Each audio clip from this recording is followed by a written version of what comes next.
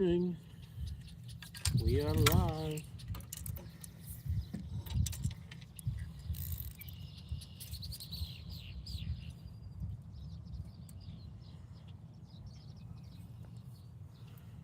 We are fishing with a bobber today.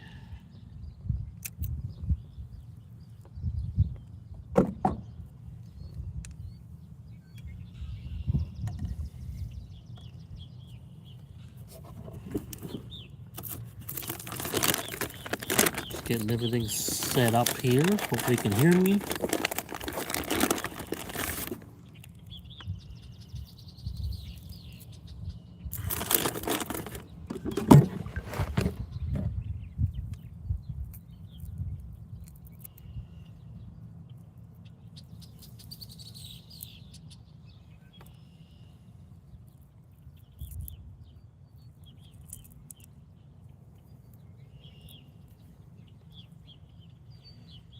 Good morning, good morning. Is anyone out there?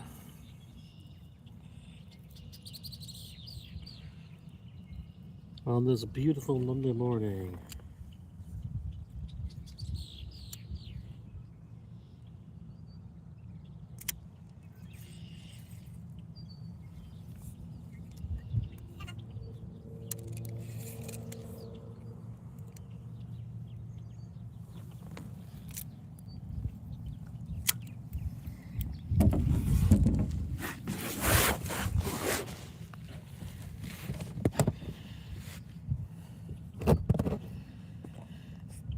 Anybody out there on this Monday morning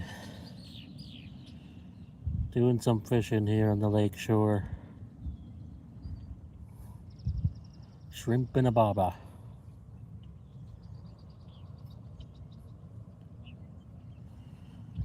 Eyes on the prize.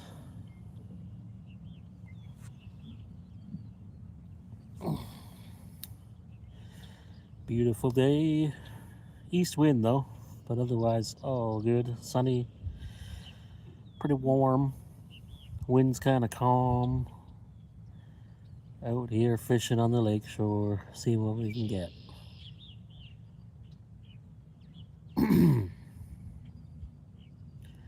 Really wish I brought a bottle of water with me though. Huh. Wind's kind of chilly. But it's been worse. It's been worse. We're just coming off of trout opener weekend. I'm not going to catch any trout here. I'm almost 100% sure of that. But how was your weekend? Did you smash them trouts? I did. I did. I had a really good weekend on the resident trout. Caught 22 specks and 3 browns this weekend. It's very good, and I ate them. Not all of them. I ate 2 specks and a brown because they swallowed the hook. It's pretty good numbers actually when you go through 22 and only 2 swallow the hook. It was good. It was good. Very good. How was my stream today? Hopefully it's not choppy like the last couple. This should be a better spot. Got pretty good cell service. Oh, I got full service. Of course, I said that last time and it was screwed up because I was near a bridge. Well, not near a bridge, but I am on a dock, and I kind of wonder if maybe the steel frame might interfere with things.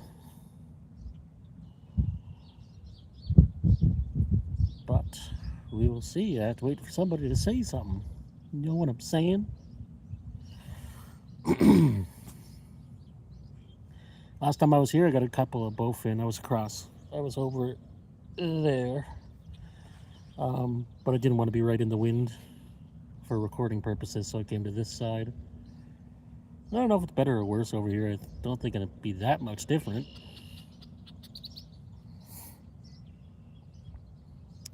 But we're gonna find out, I suppose.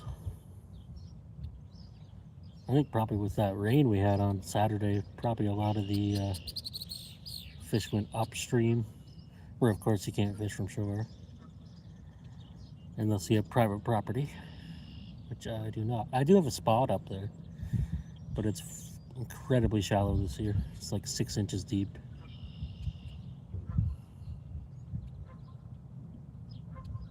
So I do have permission to fish there.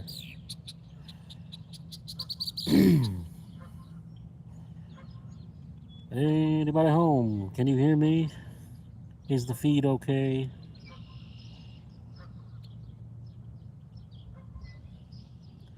Killing some time after work. Gotta go back home early today and get my daughter off the school bus.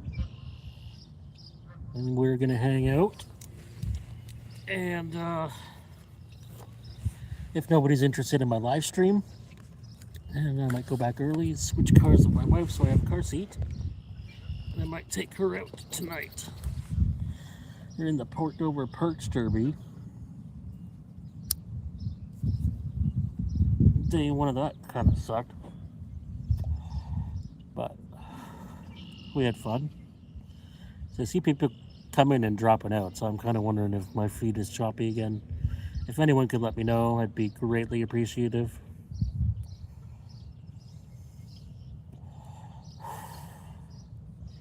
Not sure if it's a phone problem or what.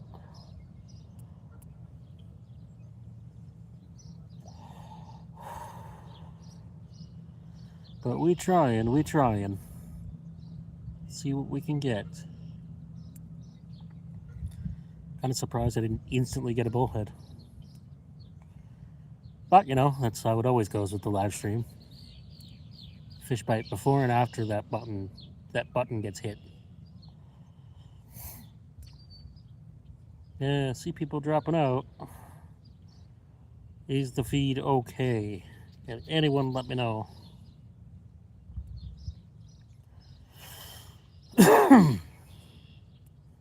I know the numbers go up and down, especially for the first while here, but that's why it kind of sucks if I don't know if my feed's cutting out until someone says something. We're out here at the mouth of a Lake Erie trib. Usually an okay spot, not a great spot, but it's usually okay. Until the boats are in, then they don't really like you fishing here.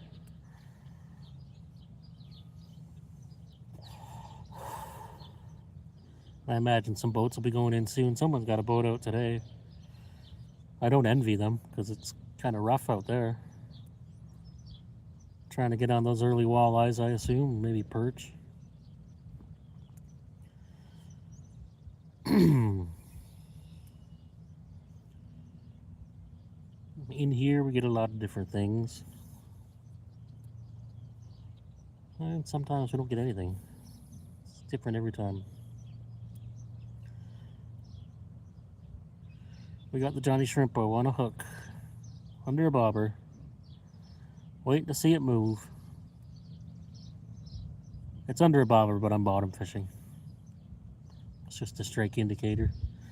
I just prefer to do it that way here.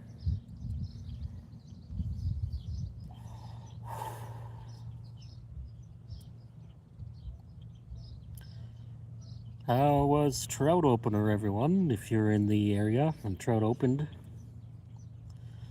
If you're not in the area, then do you fish trout at all? When is your opener? What's your favorite color? What's your favorite flavor of soda?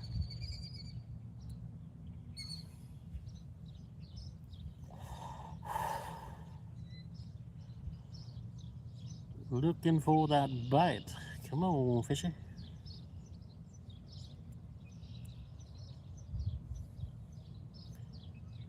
Seems everywhere I go to live stream, it's always slow. It used to be that way when I filmed like the episodic videos. I didn't catch anything. But that's been going a little bit better. But live streams, we're still struggling here every time I go. Last time the fishing was good till I had to move from the spot where I couldn't stream. How's everybody doing this morning?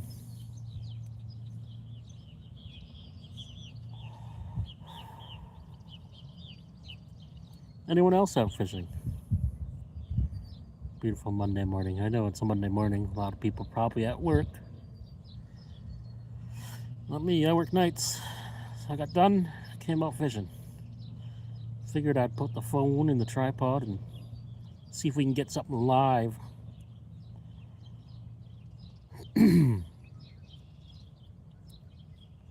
I really ought to be editing a video today, but I think I'm gonna have time for that tomorrow. It's supposed to piss pour rain. Usually the days when it piss pours rain on my day off, I just kind of sleep in. Hey look, that's my garbage ass work in the background. Yes, so it is. Nothing there.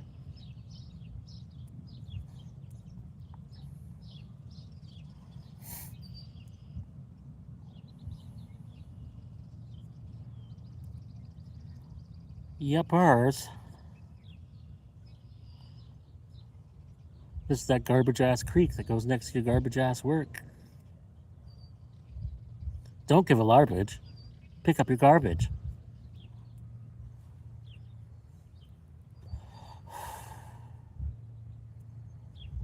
Nothing here.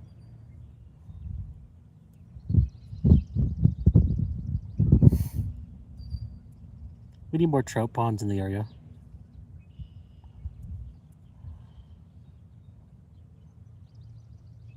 What's going on, Tyler?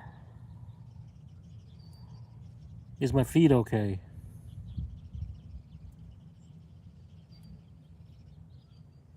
Limitless Cooler Creek is calling.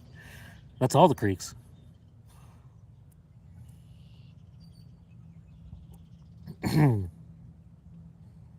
Yes, audio and video is good. Thank you. Thank you for confirming that. I've had some real issues with the live streaming the last couple times. Apparently I can't be near bridges or power lines or people or cars or water.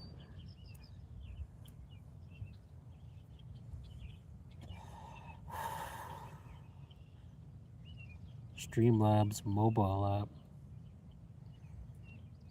That'll make my phone work around a bridge?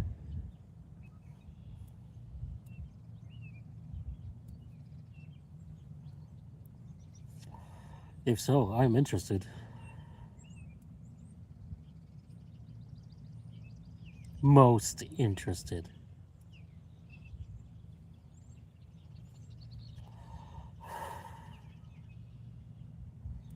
No, but cool internet app and stuff. Okay.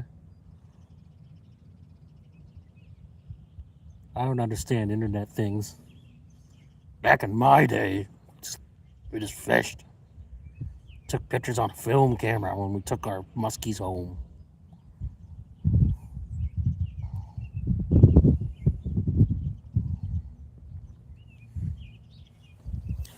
Oh boy, did we slam the world records. Let's move you over here. Oh, back in the day, my people live streamed their smoke signals.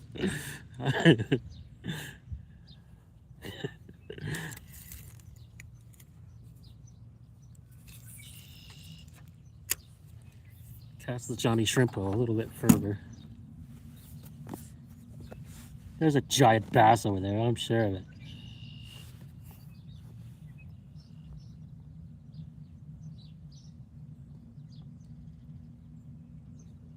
We can go live stream the Limitless Cooler. We just put my phone on like the cooler, leave it open, and just keep dropping fish into it.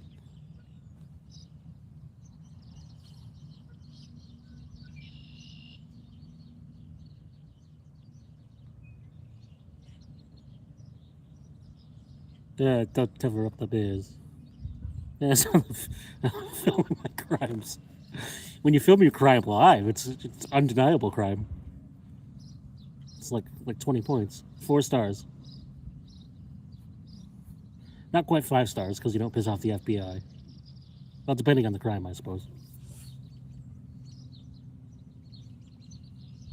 The CFBI, or CMP. Jesus. CSIS. Cecil. So, C? CSIS. Oh, now we've tagged them in the post.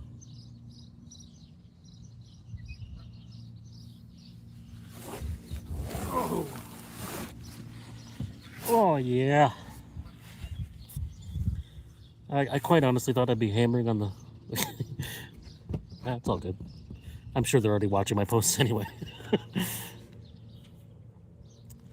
I thought I was going to just slam a whole bunch of bullheads right away. As usual, wherever I go, no matter what.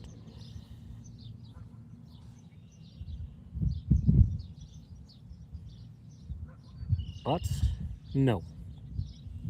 Shaved.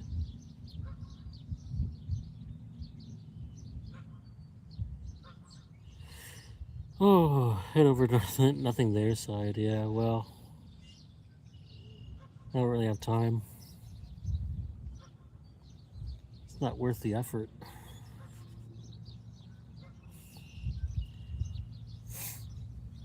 I haven't fished there yet this year. I think Eric has.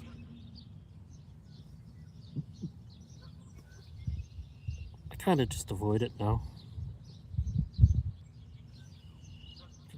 Delhi in the morning? No. No, why would that be a thing? Eric doesn't fish. He does more now. Now that Godzilla's out of his life.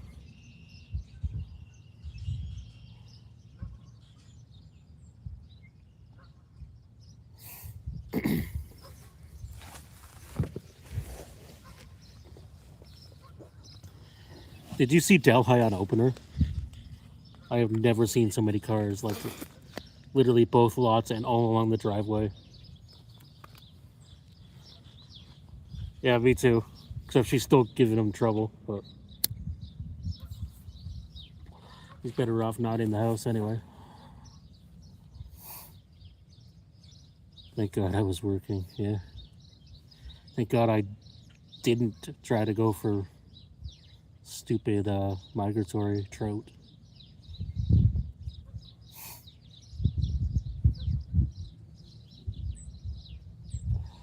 Well, I kind of did. The first spot I went to, I might have caught one there, but all I got was Resi Browns.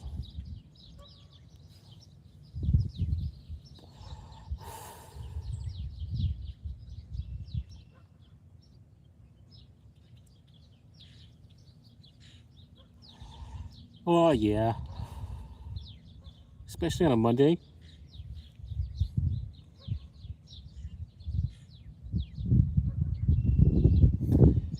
I don't know. I got a spot upstream I might go try. It's super duper shallow, but that might be like warmer water or something today.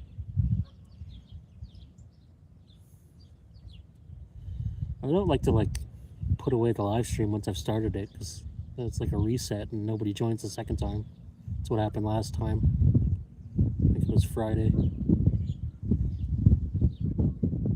Guess I just streamed the whole car ride. Guess I could do that.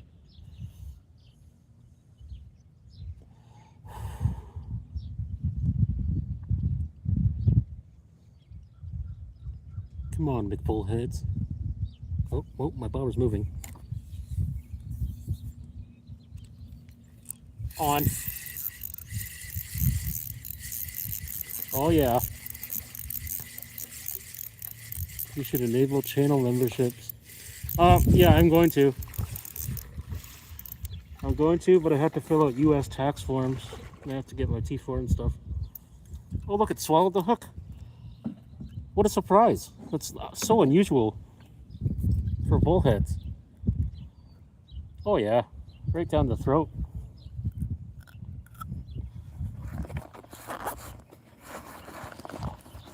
Okay, I'm gonna get the pliers. Getting my hook back from you, you stupid dinkus.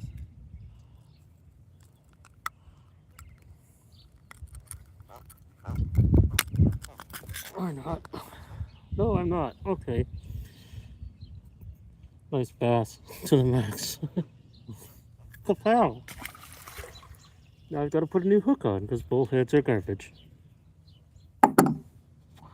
Don't give a garbage. Catch and release garbage. Could have eaten that one. I didn't bring no bucket though.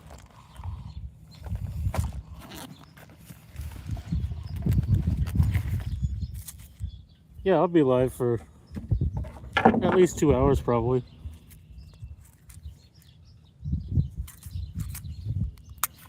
Unless some outside factor influences my ability.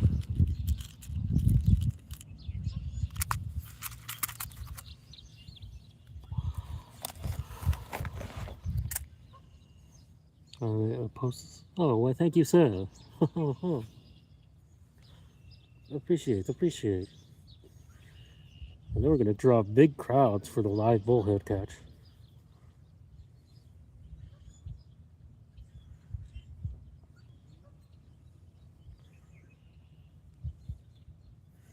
You never know. Maybe we'll catch something else.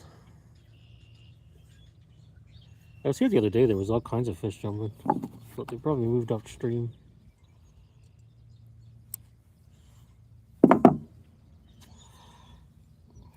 I would like to get the boat in, but it's of course gonna piss poor rain on my only day off, like it does every week.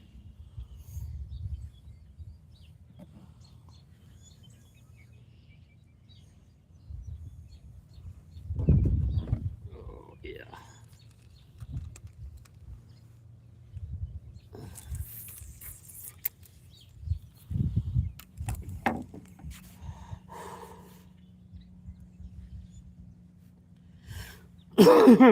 Well, we got no skunks. Just a hair above skunk.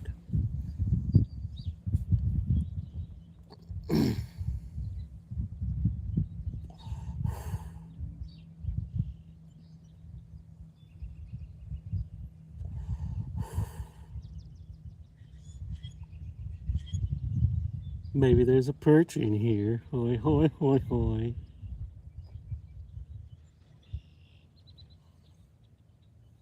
I'd rather a skunk.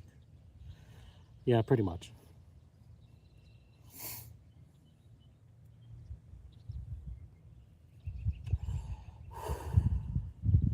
Those bullheads are chatterific, though. A tag, perch, derby, perch. Well, you know what? I have a ticket, so that's not going to happen. I just bought a ticket just because. I mean, we did fish it. We took Willow down yesterday, but probably the only time I'm going to fish Port Dover ever again. It was right up to its usual standards.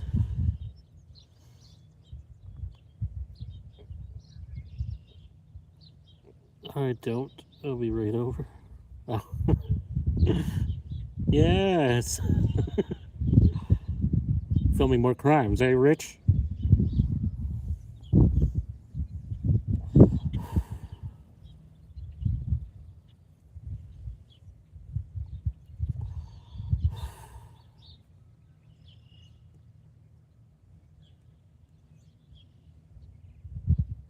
Well, I'm clearly 4 feet too far to the right.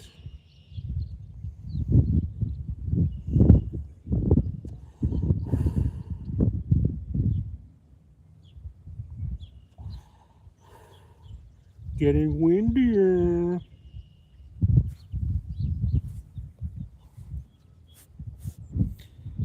I did bring a net. It's not out and ready though,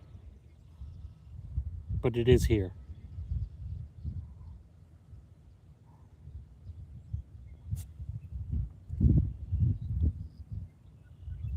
Which is probably bad enough luck as it is. Just, I'm gonna toss it in the water now. So yeah, okay, yeah, throw it in the lake. Perfect. Throw it right next to Maddie's phone. Willow chucked her phone in here last year. I literally got in, and it's pretty disgusting on the bottom here, let me say. And could not find her phone, so it's buried under some silt here somewhere. No. Oh yeah. Yeah, you can't. I handed Willow a float yesterday, and she immediately threw it in the river. Everything gets thrown in the river if you hand it to her. Of course, she just swiped Maddie's phone and threw it in. She didn't hand it to her. She's quick like that.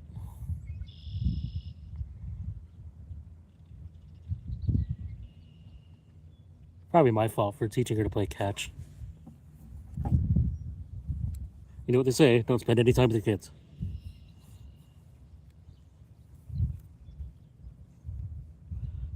carpet chain working. Yeah, it's like nature just has a cycle, right? And it's just, you know, that you throw the garbage in and you come back the next day and it's gone. It's just nature. Peter Art 123, how you doing, my friend? A white bass is coming. Yeah, pretty soon, I bet. I have caught the odd one in here, though generally not with the shrimp on the bottom. Though it could happen.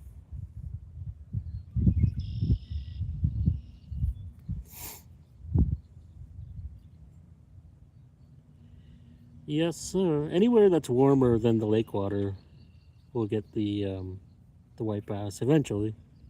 I usually find that's later, like even after walleye opens, probably like late May, early June is the best time for the wet bass run.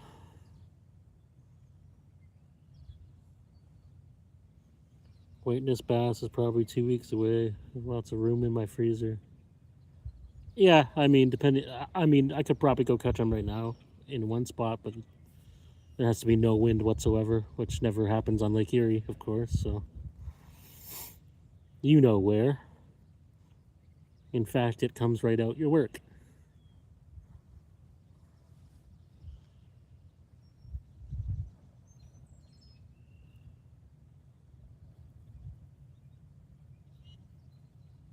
I know last year when I got them in Dunville, it was a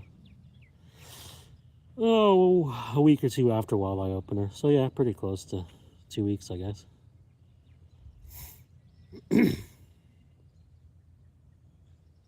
2 feet away from that spot. Yeah, it's a lot rougher over there. Trust me. Like even the lake off of the mouth here is rough.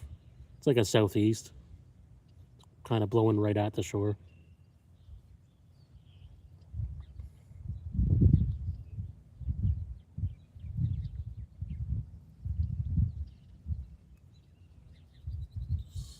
From shore in Dunville? Yeah, we got white bass from shore there. Plenty.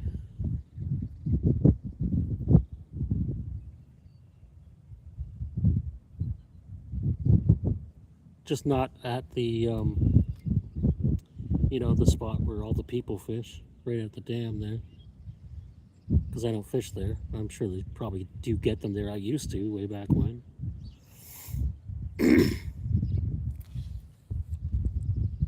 Thought I had a fish. I did not.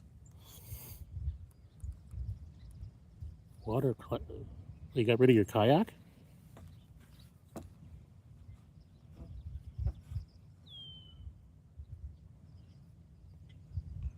Water is not clear today. The water is never clear here, man. This spot is always dirty. Why'd you get rid of your kayak? I mean, I would have done the same, but you like kayaks.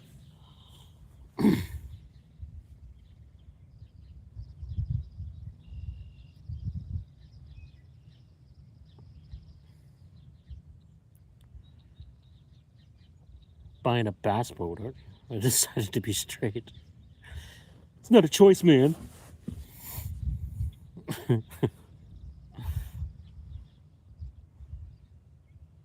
Are you getting a nice bass boat?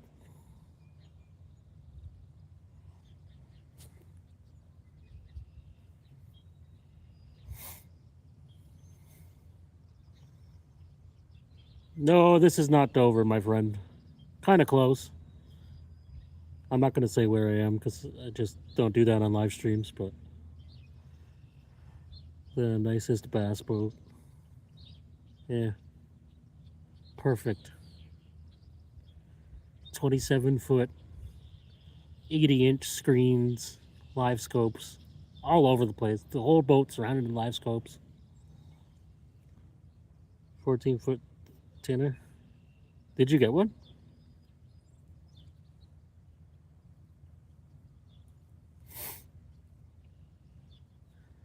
That's the perfect fishing boat, sir. I will never get another boat.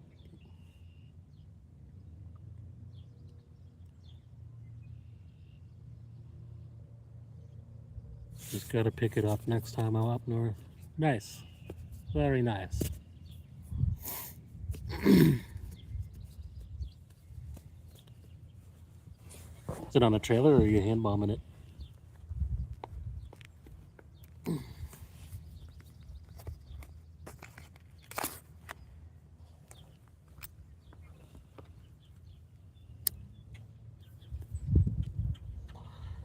I got downriggers for my boat. I'm sure I'll use those lots on the inner bay.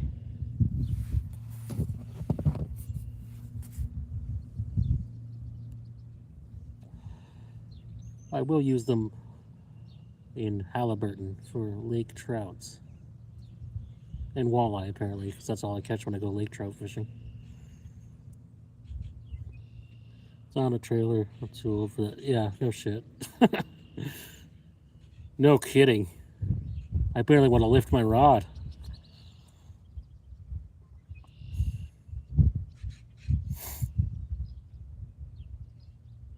I do want to use the canoe more this year. Downriggers already, you say, on the Port Weller Laker trip? Yeah, maybe. I guess. Sometime. Don't really want to do that all that often, but I'm sure eventually I will.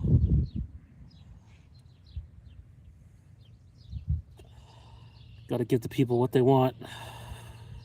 The millions and millions of citrus fans want to see greasy, inedible lake trout.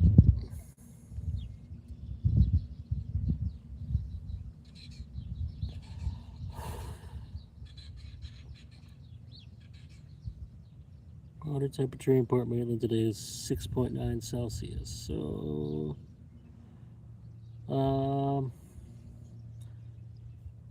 yeah, sorry, I use Freedom units when I measure water temperatures. I'm really bad at converting them, but I think that'd be like 45-ish, something like that. I'd have to use like the converter on Google to figure it out. That's not that warm. I would have thought it'd be over 50 by now, but I guess that's the lake with the east wind blowing the cold water in. Water temperature in Fort Erie is 8.1. 6.9. Oh, 51. Okay. Yeah. The catfish will be firing up. From what I see, they already are. I just haven't even tried.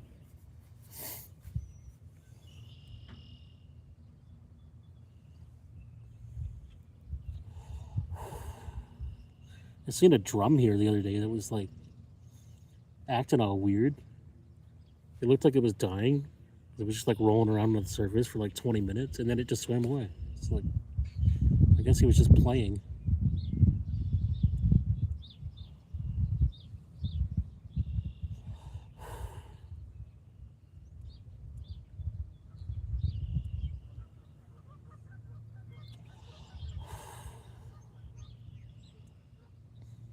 Yeah, Rocky caught one in Dover on Saturday too.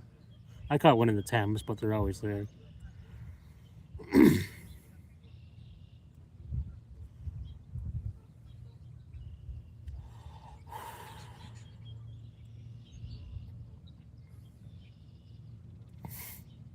Mm-hmm. I bet you the drums are probably at the mouth here. I was kind of hoping to fish there, but the wind's just blowing in there like crazy.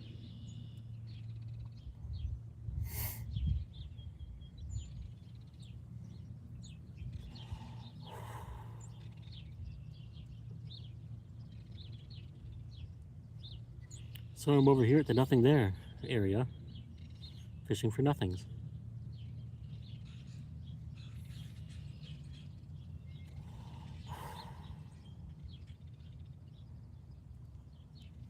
It's uncomfortable sitting on this dock.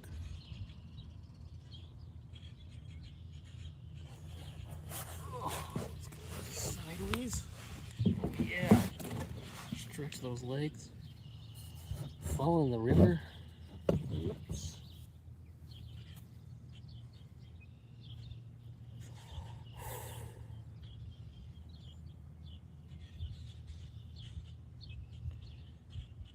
I may have to move over to the other side and deal with the slight breeze in my face. God, the challenges of fishing. Or, cast further. Switch rigs. Lake Erie shore fishing, water temperatures 10 to 13 degrees. Very good. Yeah, that's pretty much when everything starts to fire up and get ready to spawn, right? I definitely find, like I said, I go by U.S. measurements. I don't know why. Just train that way, but like 55, 60 degrees is when it's really good.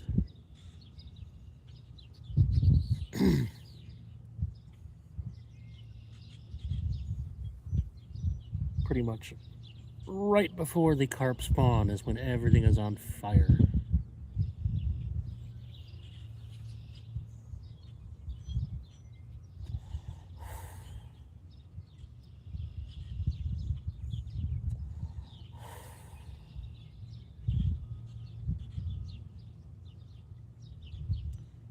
I did not check the temperature here, but I imagine it's a little bit colder today because that east wind is blowing the cold lake water in here. Might have been best off to go upstream. Oh well.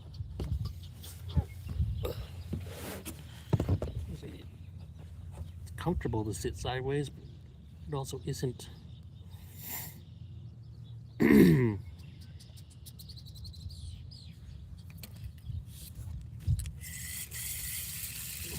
Check this out. Still shrimpo.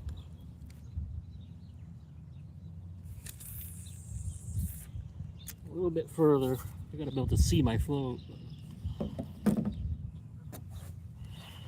About as far as that rig will go. I got other rigs in the car I can try, I guess. Get out there where I was catching fish the other day.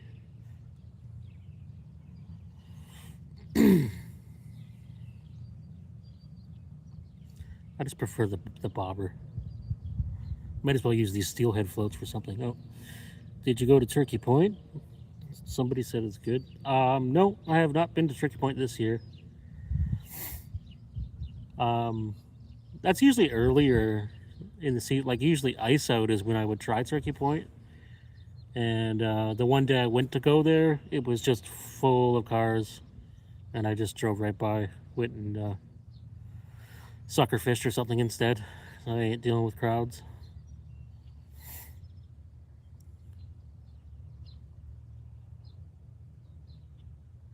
It was a weekend too.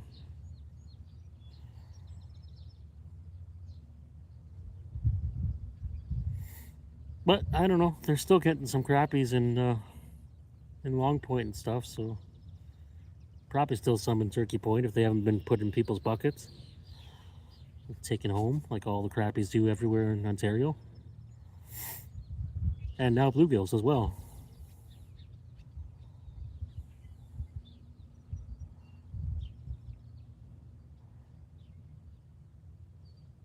A lot of spots are kind of a far cry from what they used to be, but such is life.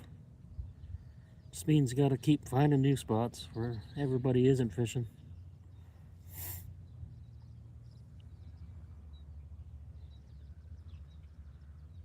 From boat,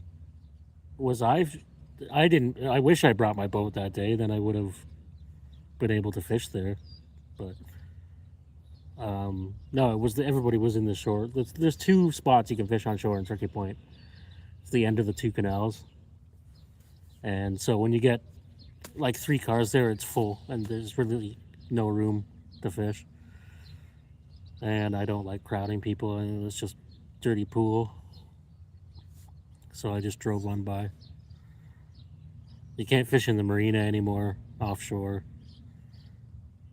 Understandably, like there's a lot of people that leave their stuff there for their trailers, so I'm sure they had theft and garbage and stuff. All the fun things about people coming to fish. I know most fishermen are good, but there's a lot of bad seeds too. Ruin it for everyone. It wouldn't surprise me if those 2 spots in Turkey Point get closed down. People are like parking on lawns and stuff and fighting each other. It's kind of a shit show.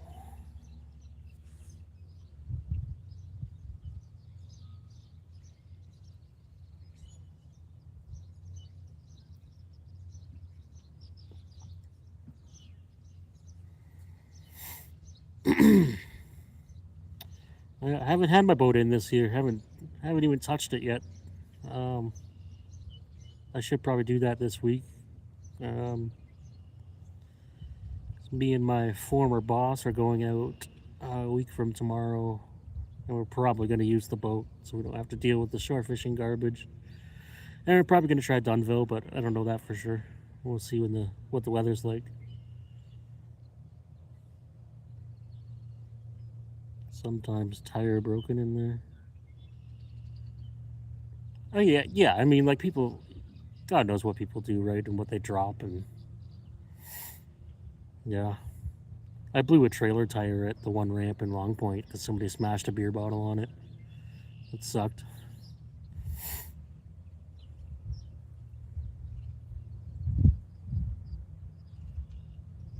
That's something I got to do to my boat before I get it out too. To switch to the spare tire.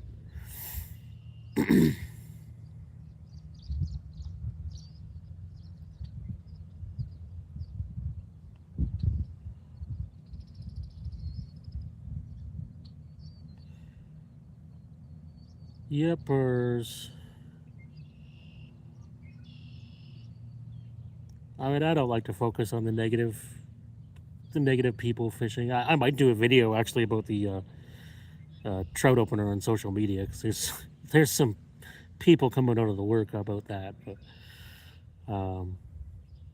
generally, I just like to stay positive.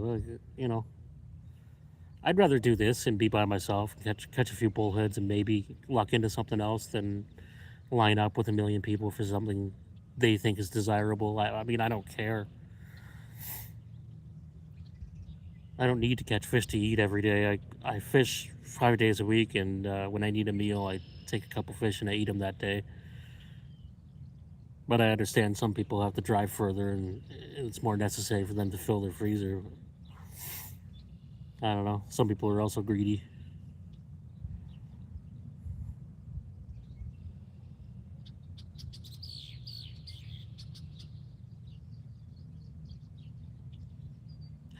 Here's what I do know: is if oh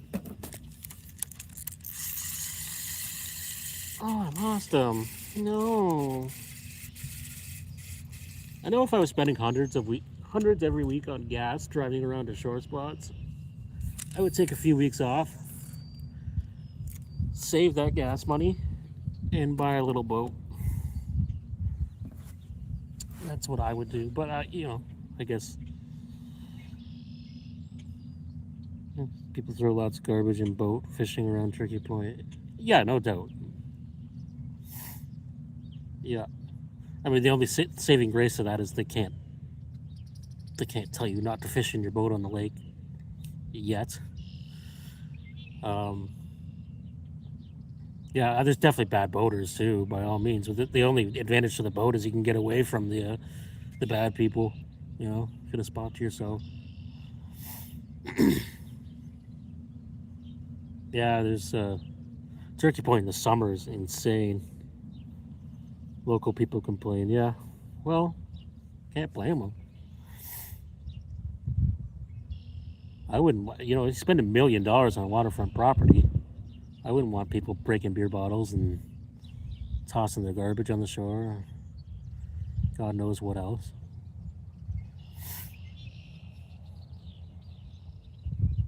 Probably more than $1 million nowadays.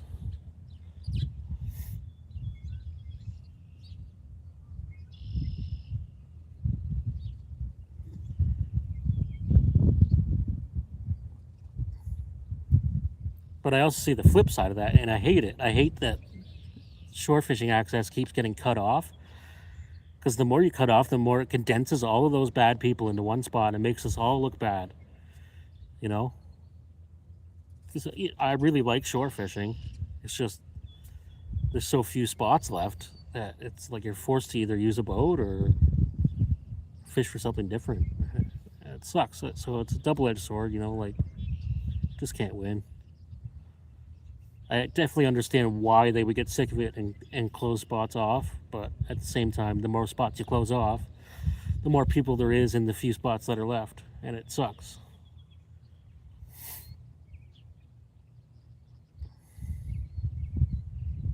That's why I don't name spots on my channel, you know, like unless it's a really, really public one where there's miles of shorefront, like, you know, the Grand or say Hamilton Harbor. If I ever fished there, you know, I would say that, but otherwise I don't. Then you drive all the traffic here, and then I come back next week and this spot's closed off, you know. It's not because I don't want people to catch fish or I don't want to share the experience. It's because I don't want my spot to get closed off. Because really, this is a privilege. Being like I'm fishing on a dock right now. That's such a privilege nowadays. And they do cut you off here. Once the boats are in, they don't like you fishing here. They never kick me out, but they really frown on it. And if it happened with enough people, I'm sure they would kick us all out.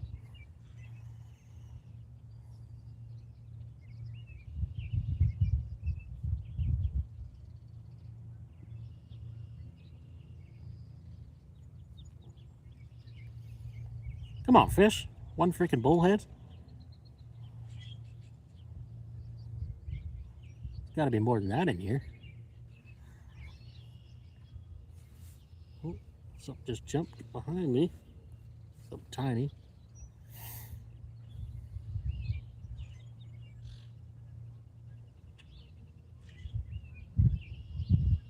Port Maitland lighting house is very hot now. Yeah, I bet it's probably peak time for that. All the fish coming into the river.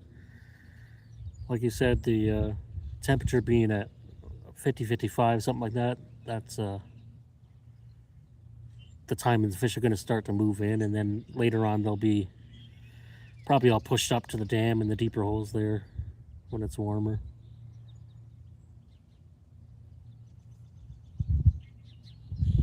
Is that where you're from, Peter?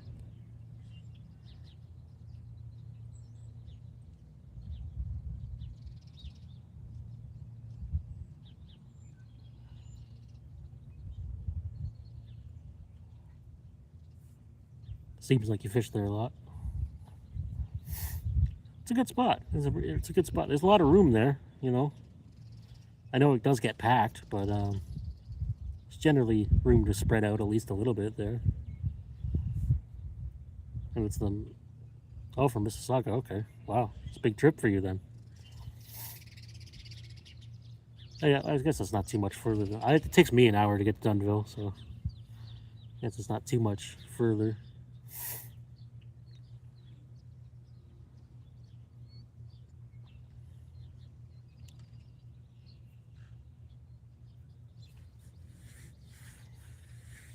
Yeah, I like Port Maitland. I like that you can fish both sides of it still too. I know generally the government likes to cut off one side or the other of those places. Like Port Dover, you can't fish the East Pier anymore, which I don't understand how they can do because that's federal government property. But I guess it's the age we live in now. They can just do whatever they want.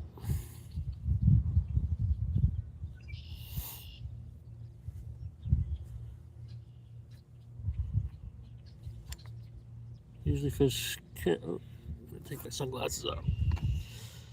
Usually fish Caledonia. Oh yeah, Caledonia's good too. I haven't fished below the dam in quite a few years. Like not directly in Caledonia anyway.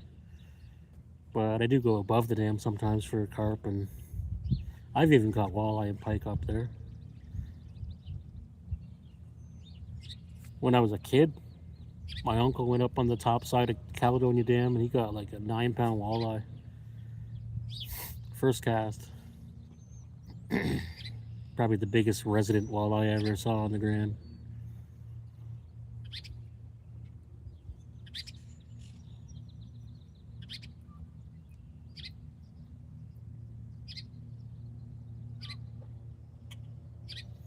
You ever fish the Humber in Toronto?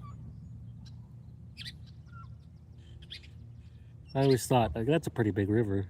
It's got good flow and stuff. I always thought it should be a pretty good spot. I'm sure it gets pounded to death because it's in Toronto, but I always thought there should be lots of species in there. I heard there's red horse and buffalo, and it gets trout and salmon, I guess. No, I just look at it on the maps, and I just think it looks like a mini Grand River, kind of.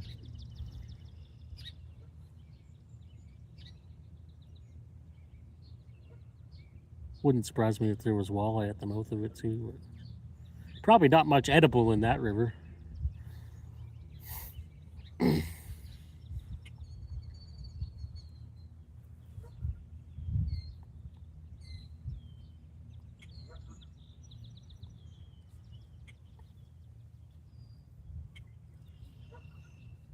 When I grew up in Burlington, and when I was a kid, we used to go to Brawny, like the mouth of Brawny in Oakville, and caught all kinds of bass. Once in a while, some pike, and there was always carp, but it doesn't seem to be the same anymore. Caledonia, York, Cayuga Lighthouse. Okay. Yeah, Cayuga's like my favorite of all of those spots. River goes from like 3 feet to all of a sudden it's 12 feet all the way down from there. That's a good spot. And a lot of shore space there to fish too. I caught everything in Cayuga, but the river's got to be perfect conditions.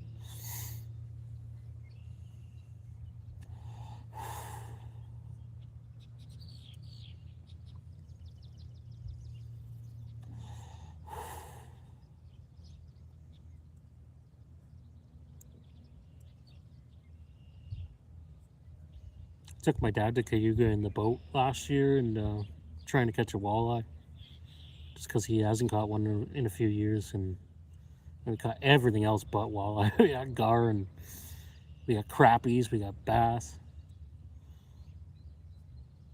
I think we got a couple catfish too. I got a walleye, but my dad never did.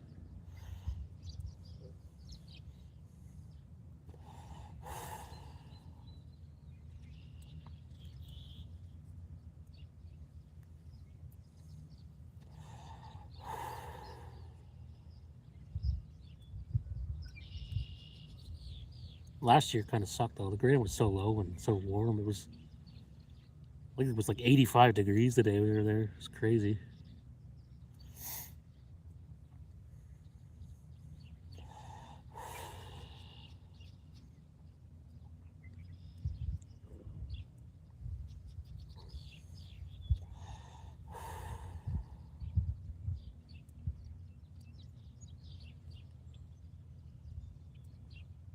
I'm surprised it's this slow here. Wow.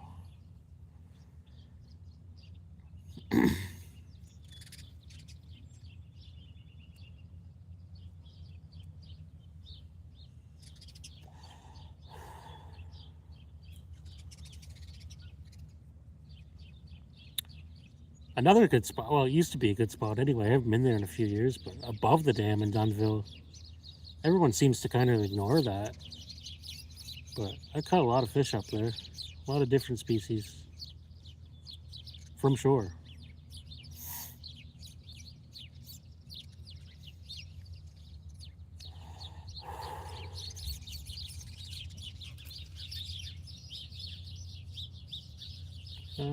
Float is moving, I think. Maybe not.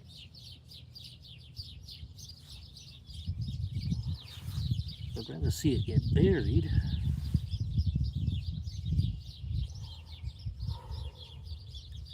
Oh yeah, it's moving.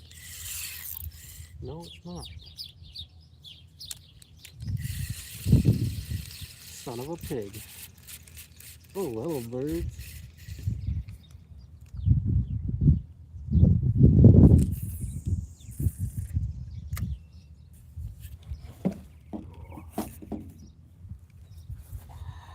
Someone else fishing over to my left. I think he was here the other day.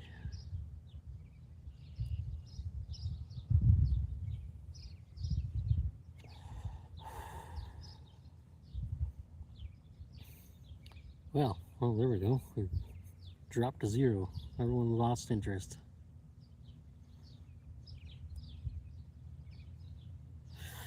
Well,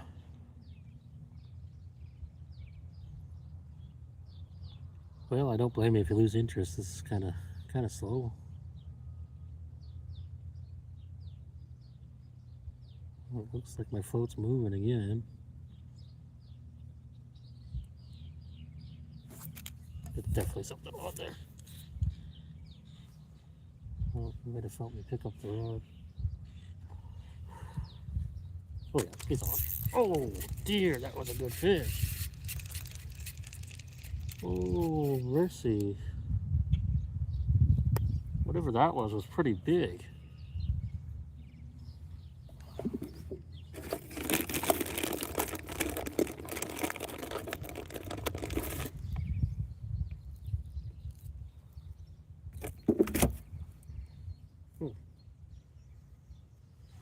Can only guess what it was. Probably a drum or a bowfin.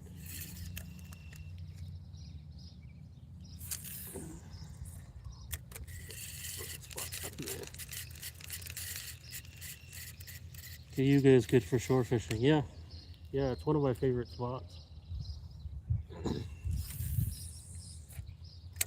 Just gonna leave it there.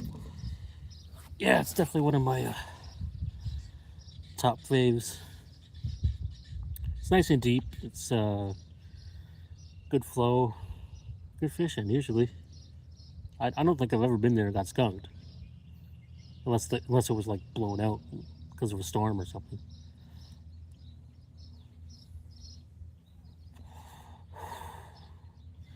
Fish on, I had a fish on for a second. It was a pretty good fish. I don't know what that was. It wasn't a bullhead for sure.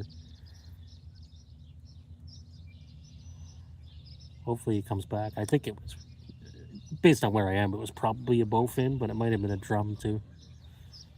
Or it might have been something else. Who knows?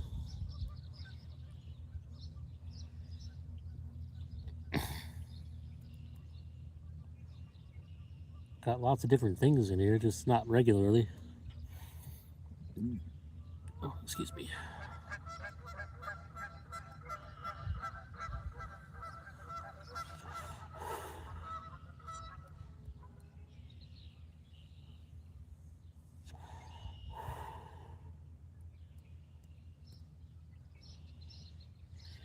Well, it's a good morning to be out anyway.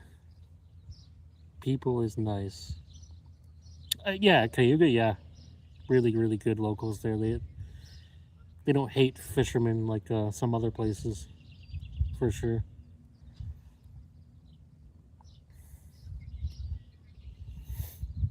Probably because there's nothing else to do in that town, so everybody fishes there. Water needs to be clear. Cayuga, it's to a degree. I think to catch a fish on a lure, usually, yeah, but not always. I've done well there when it's muddy.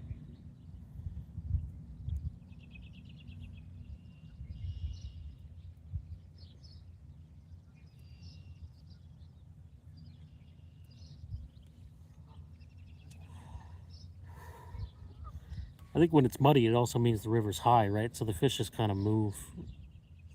They seek out the current breaks or the drop offs. And there are both of those things in Cayuga that you can fish from shore.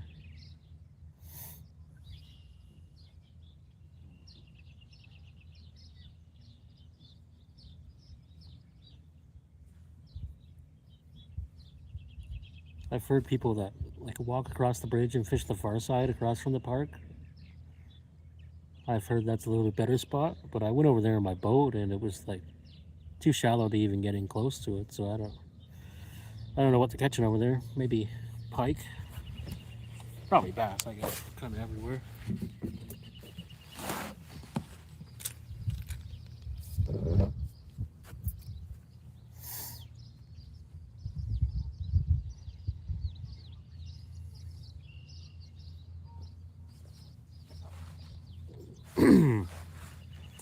I've never made the walk over to the other side there.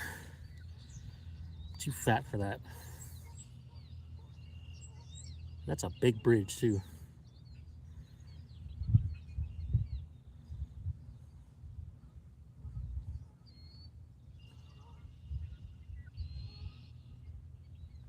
Of course, I say that, and then I'll walk from York on the trail, half a mile. We should walk over that bridge one day.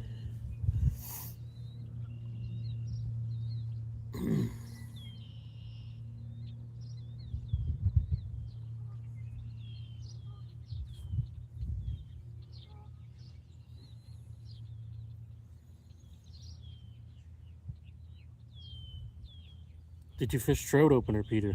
If you're still there.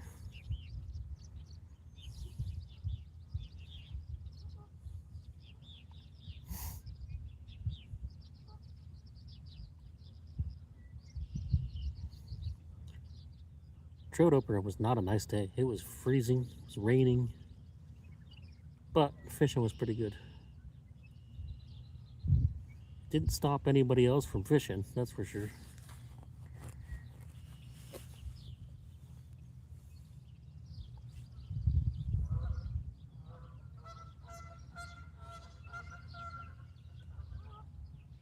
Well, the geese are spawning.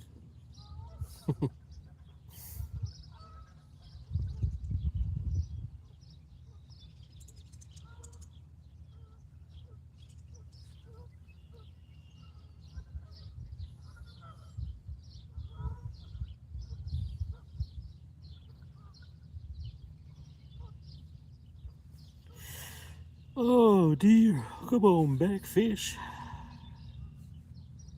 Fishy, fishy, I'm gonna fall asleep here waiting for a bite. This over here.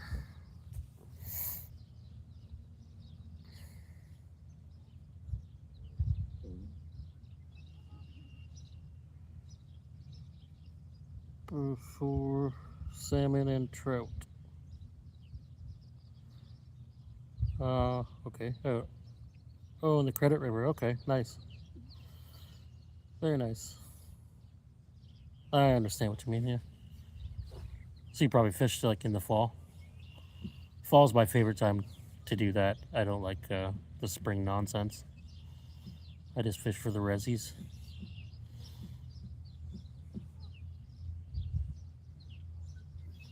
I've never fished the Credit. I hear good things.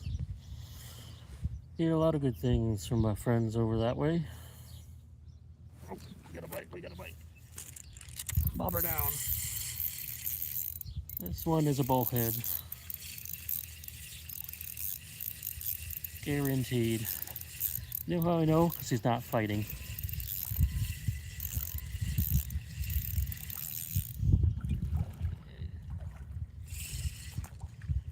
Probably freaking swallowed the hook. Oh no, he didn't.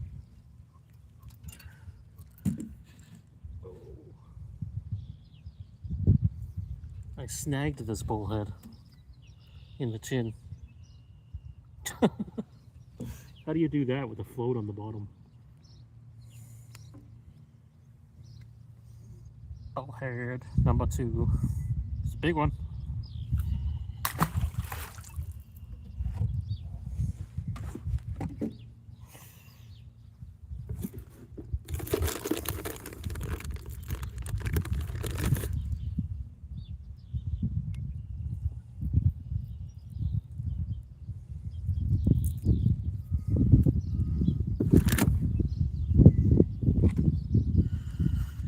Oh dear.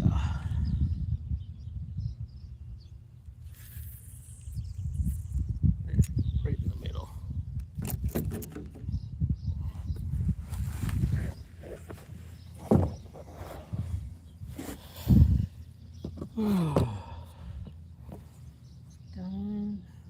Oh, the guy to my left has a fish on. Looks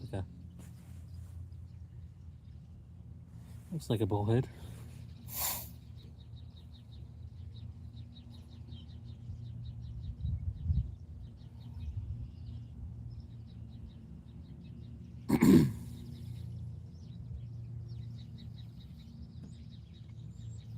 Nice color. Yeah, they look pretty fresh, eh? Both of the ones I got look pretty fresh. Definitely could have eaten them if I wanted to. The ones I got here last week all look dirty and disgusting, like they've been in the river for a long time. Maybe there's some fresh fish coming in today.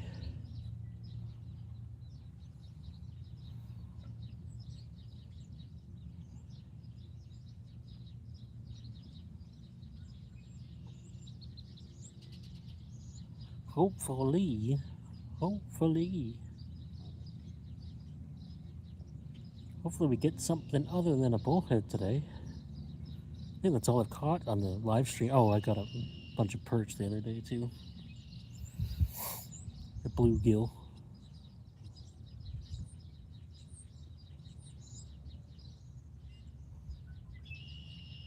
Seems like whenever the camera's off is when the other things move in.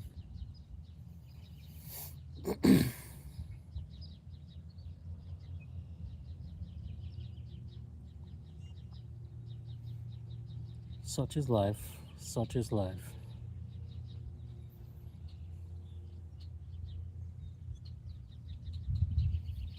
Hamilton Harbor is nice now? Nice in what way? I know there's a lot of access there now. I do credit Hamilton for not hating fishermen. Lots and lots of shore access there. I got another fish. Yep. I got no problem hooking the bullheads. Yeah, that's another bullhead.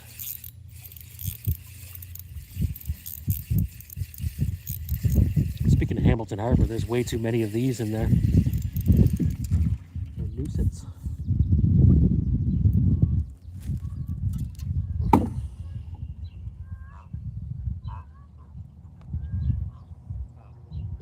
Open your mouth. Open your mouth.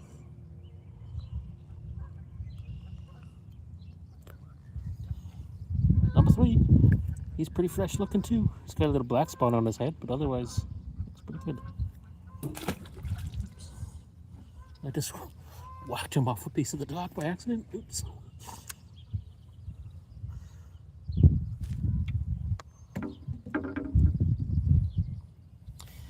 Yes, sir. Hamilton Harbor. And there's always been lots of shore access there, but they cleaned up the park's nice now. Except for that brief period where it was a huge tent city. But yeah, when I was a kid, it was kind of a dingy, gross looking place, but there's always been a lot of fish there.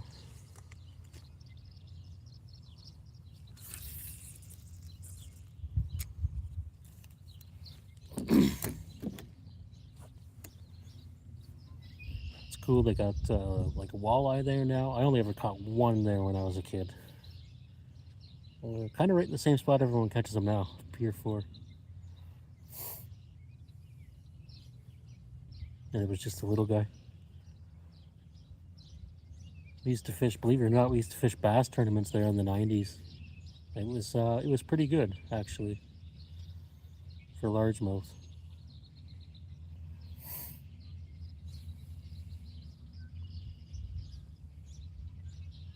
There used to be so many channel cats. I know there still is, but used to catch them on lures and stuff.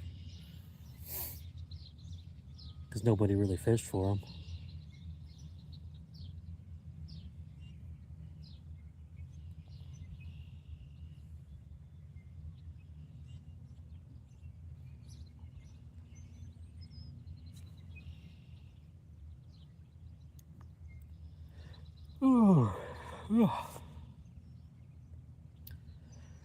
Trying not to fall asleep here. I gotta stay up all day.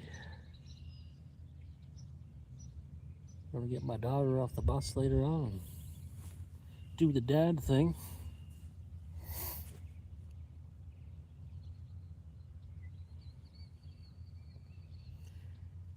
It's gonna be a heavily caffeinated day.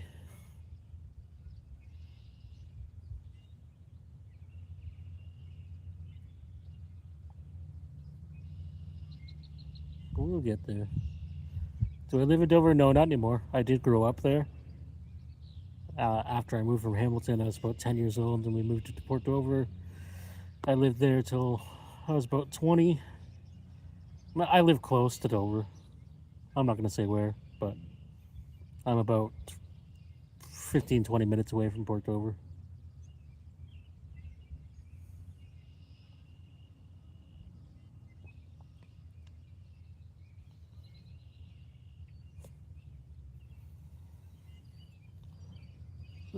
I used to fish Dover a lot. It's kind of dropped off a cliff, though. I don't know what happened. I don't think it's fishing pressure, because there always was fishing pressure there. I don't know if it's just because they took a whole bunch of structure out of the river and it's just not holding fish anymore, or what. It's not like it used to be.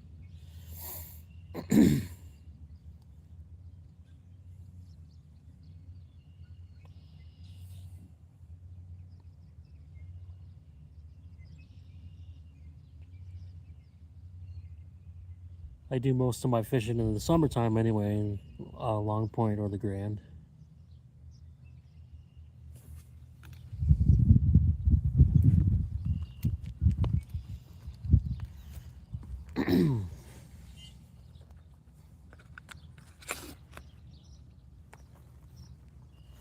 But there is some people that live on the end of that pier all summer long, and they catch some cool fish. You just got to really put time in.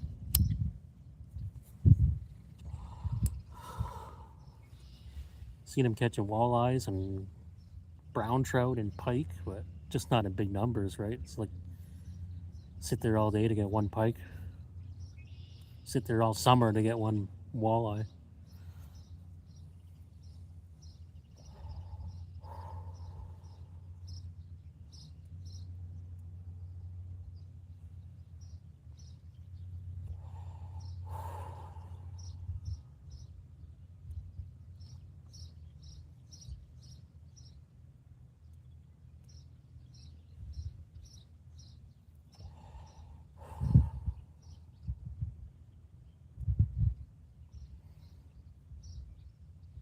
I also really like the Thames, but it's a far drive.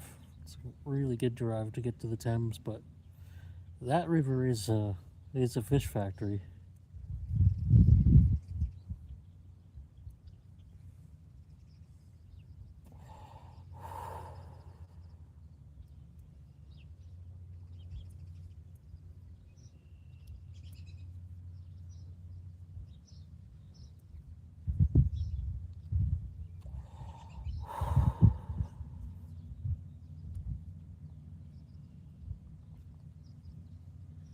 Come on, fishes. We were on a roll there for a minute.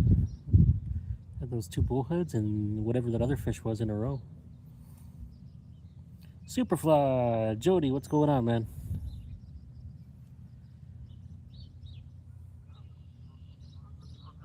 Good to see you again. I'm doing what I do, out here fishing. Lake Erie, catching bullhead so far. I did have one other fish on. I don't know what it was. It was big. Gonna say probably a bowfin or a drum, but going fishing this afternoon. Hell yeah, man. It's beauty day. You might as well. Sure is a lot nicer today than it's gonna be tomorrow.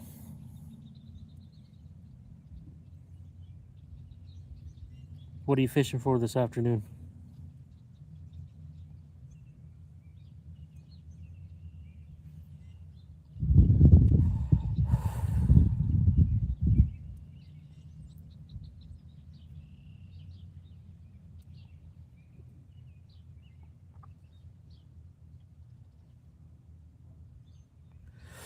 Oh, did you fish trout opener, Jody? Or are you doing that today?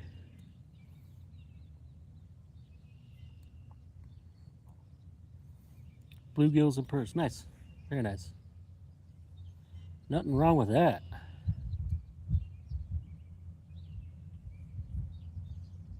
I really got to go out and do some panfish soon.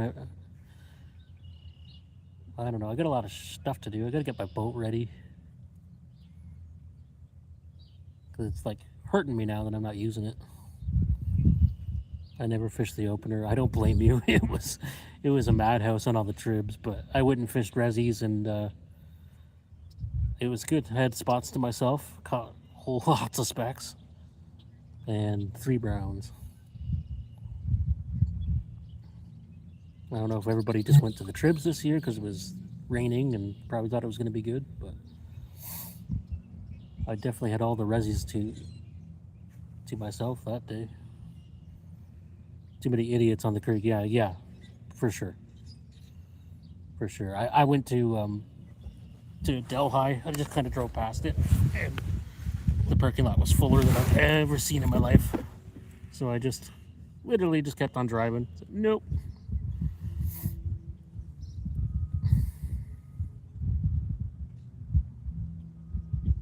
Where the heck is there music coming from?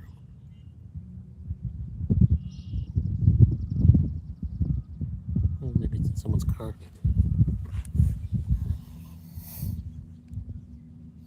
Normally go fishing during the week. I never fish on the weekends. Yeah, I mean, if you can do that, then it's the way to go. I definitely prefer my weekdays. Like my weekend is Monday, Tuesday, technically, work-wise, but I still fish on the weekends too. I just kind of set my goals a little bit lower on the weekends. Go to spots where nobody's bothering.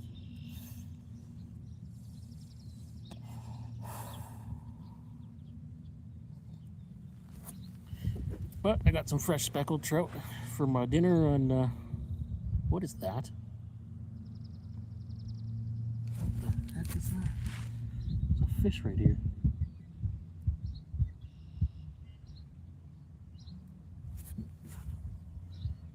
I can't show you because the water's so brown you wouldn't see anything, but I'm pretty sure that's a bowfin right in front of me. Oh, pretty sure my float is moving.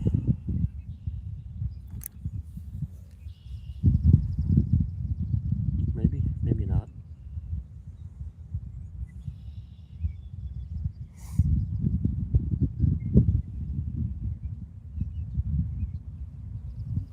Might just been the current coming in. Panfish is good now. Yeah, well, panfish is always good. Never a bad time. Yeah, bowfin. I think they're the coolest fish that swims, my friend. I spent a lot of time fishing with bowfin. It's kind of what I'm hoping for here. I got a couple last week. But I'll take anything. That's definitely a fish. Yep. Oh, you got off.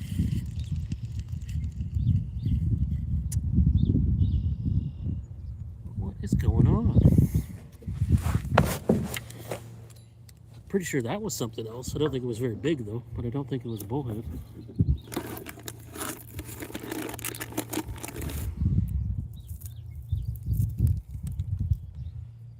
Hardly ever see bowfin. But we see a lot of them on Long Point Bay.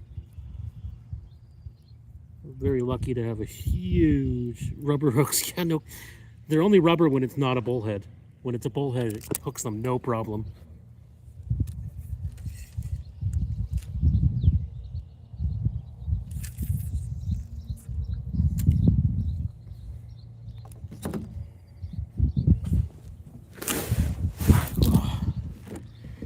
This is not comfortable, laying on this wood. I got a chair, but I don't really want to sit up.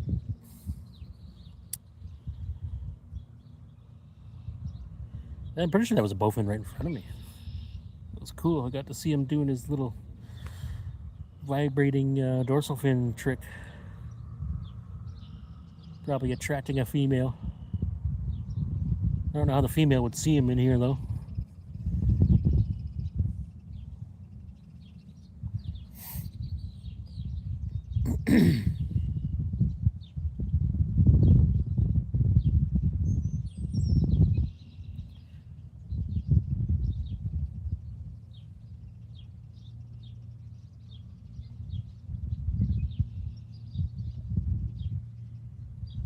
I don't really like where my float is now, but I'm going to leave it there for a minute.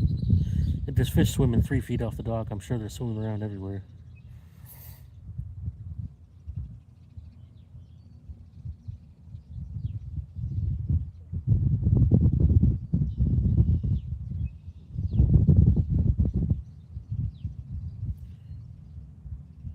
made a puppet shout out for you. I'll post it tonight when I get home. Well, thanks, man. I was kind of wondering. You said you made one the other day. I wasn't offended that you didn't post it yet, but I was just kind of wondering. It's like, hey, did I make him angry? I tend to do that without knowing. I just say whatever I think.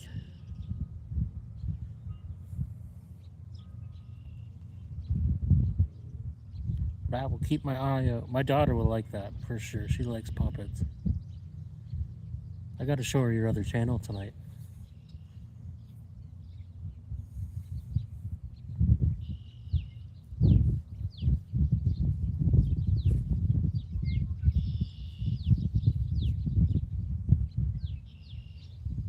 Been crazy busy. No, hey, life happens, man. I hear you. I hear you. That's why most of my fishing trips are like an hour or two, and then I gotta head her in. Today's probably no different.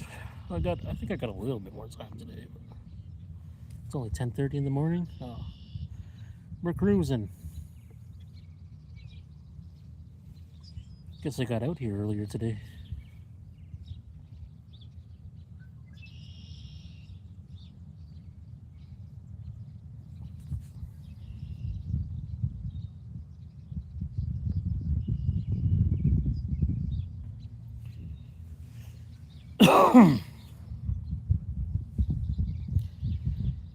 Yes, sucks being an adult and trying to fish, you know? Too much adult stuff, not enough fishing going on. Even as someone who fishes 5 days a week, it's not enough. Gotta go for the full 7. Sun up to sundown.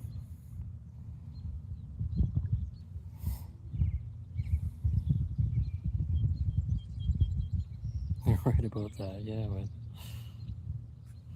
So I will say, my daughter's 7 years old, and she handled fishing for about 3 hours yesterday. Took her to the Perch Derby, and that was good for her.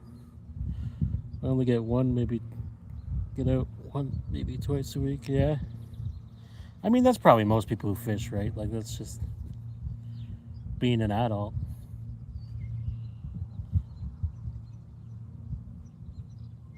I'm just lucky. I'm lucky I work relatively physically non-demanding job, so I had time to fish. And I work nights, so I can go in the morning. At least when my daughter's in school. Summertime, I get out less.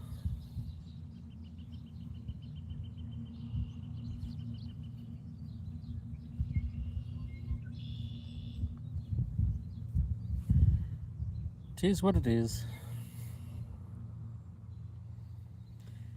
Sheephead. Yeah, definitely could have been. They've definitely been caught here already this year, and probably one of the more common things to get here is a sheephead or a bowfin. It's kind of weird because there's usually a lot of carp here, but I don't ever really catch them unless I'm upstream in my canoe or a little boat. Last week they were jumping all over the place and never had one on. And they're not spawning yet. There's also channel cats that come through here, and I never catch one. Probably have to fish at night for them. I don't think I ever grew up. Yeah, I definitely hear you there. I definitely didn't mature past like 20. That's for sure. I finally passed being 17. Port Colborne has lots of bowfin. I bet, because it's got that shallow bay on the one side, right? I always thought that was probably a good spot. I've never even been to Port Colborne. One of these days I'll have to go try. I know there's some weird regulations there, right? You can't fish certain areas till bass opens or something. I didn't really look too much into it though.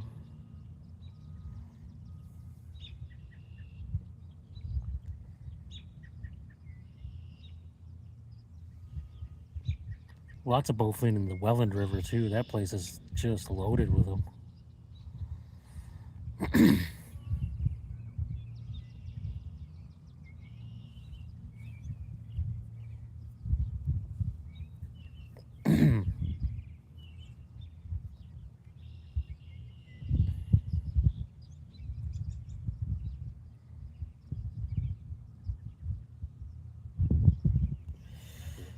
Oh, this place is on the Outer Bay. Sorry, I'm trying not to fall asleep here. My God, it's so nice. So this place is connected to the Outer Bay, Long Point Bay, and bowfin. Like last year, I don't think I even caught one here, but the year before that, I caught so many. So it's always different, I guess, depending on when and where the water warms up first. But the Inner Bay is always a safe bet for bowfin. I also like on the Inner Bay that you can actually catch them on lures because the water's clear. It's a lot more fun that way.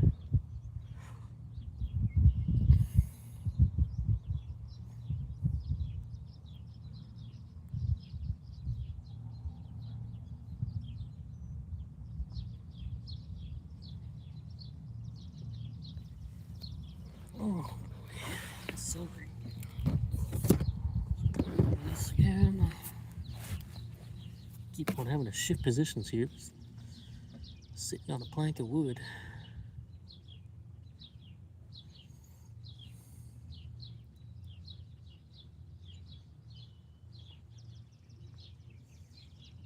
Well, I'd like to get one of the bigger fish here. You know, the goal at first when I was doing this stream thing was just getting a fish. Now I'm getting fish every time, but they're always bullheads and perch. I want to see something bigger come out, you know, and actually get that rubber hook in his mouth.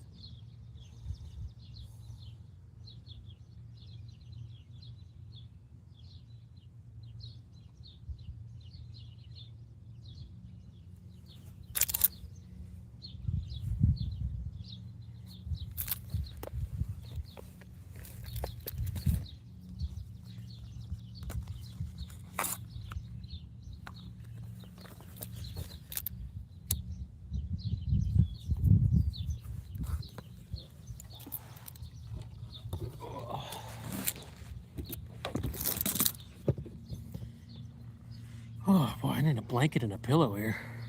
Jeez.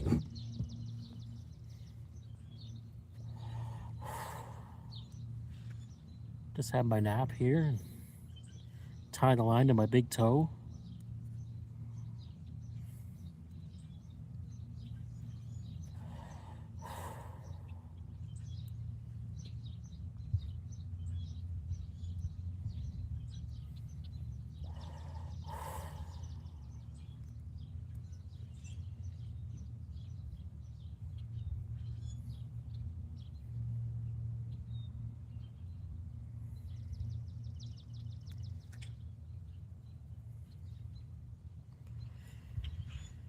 Well, yeah, sorry if I'm not energetic today. I actually do better in cold weather than I do in the warmer days. Going out after work. The sun just puts me to sleep. I didn't have no caffeine.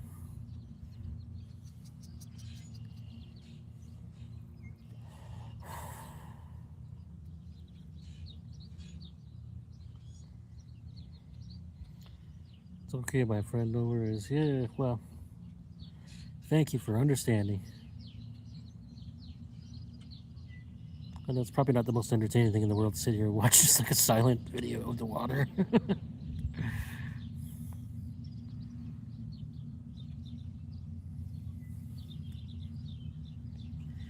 I know the numbers of the live stream here are kind of reflecting that it's low energy.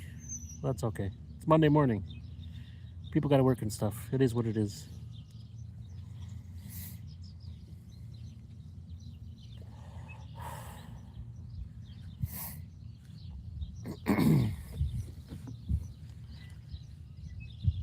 got an actual video coming up whenever I sit down and edit it, which I should have probably done today, but believe it or not, I just felt like going fishing instead. It's better than editing videos, so probably do that up tomorrow morning when it's raining. It's supposed to piss rain all night and all day, I think. Hopefully that's incorrect though. Hopefully we'll get some time to fish tomorrow.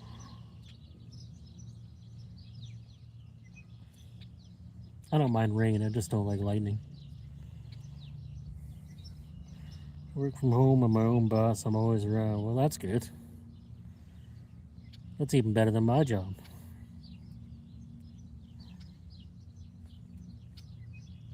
Of course, my job's 4 minutes down the road, so it's not too bad.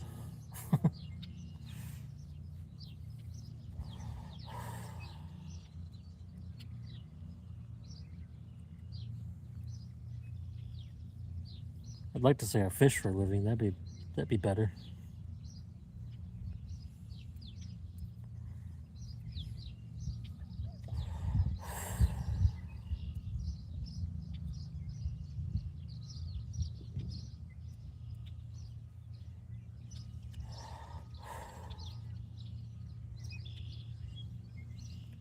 And, you know, I did hit the monetization threshold now, but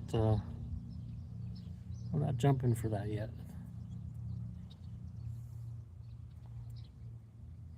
Being a puppeteer and a master fly tyer gives me lots of spare time. Well, there you go, man. You know what you should do at that time? You should fish more. That's what I would do.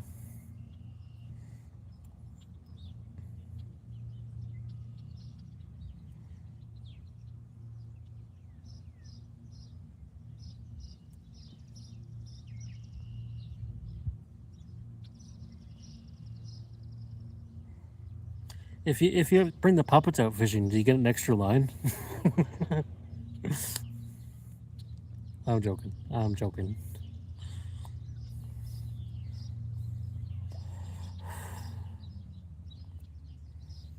I wish I could fish more. Yeah, man. No doubt.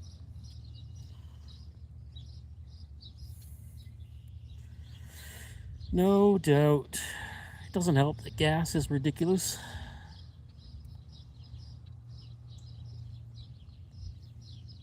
Put $40 in my tank on the way here. It's like barely moved the needle. Like, come on. I was saying 40 is the new 20, you know, freaking 60 is the new 20.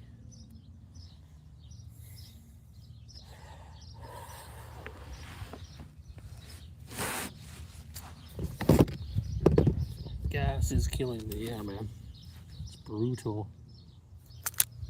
I always go to the reserve when I can, but it's not worth it just to go there just to get gas because I use 1/8 of it coming home.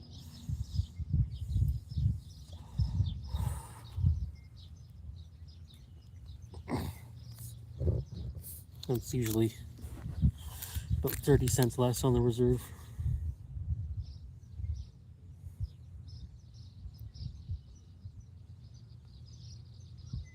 Yeah, I don't like where my bob is sitting.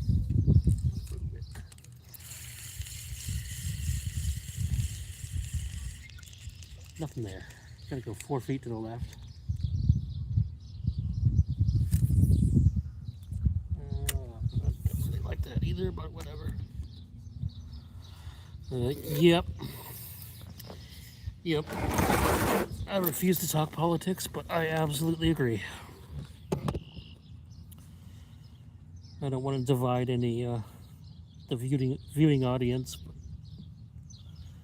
but we're on the same page there.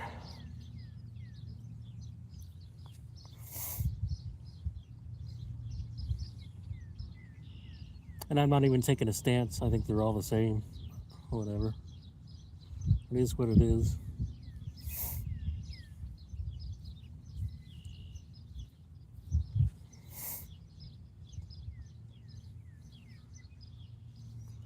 Politicians and weathermen, they got the best jobs, so they don't even have to tell the truth.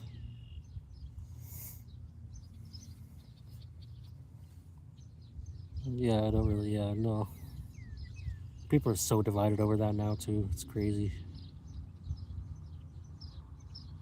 Say the wrong thing and people are sending you threats and doing God knows what else.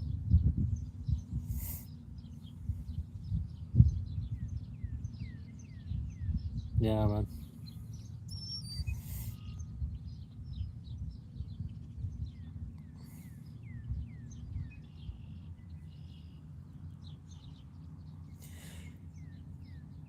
I'm all about bringing people together. Yeah, me too, man.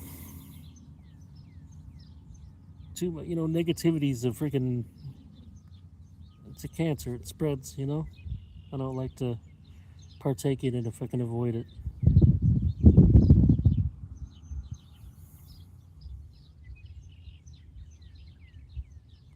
Can't meet hate with hate.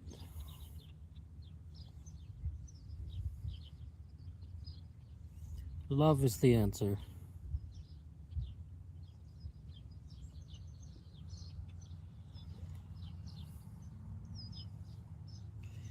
Even if you don't agree on everything, there's always something you can have in common if you look hard enough. Yeah, exactly. And I have friends that are diehard the opposite of my political views. And guess what? We still get out and fish. And we just don't talk about it. And it's all good. That used to be the way the world was. It's people should just vote for what's good for them and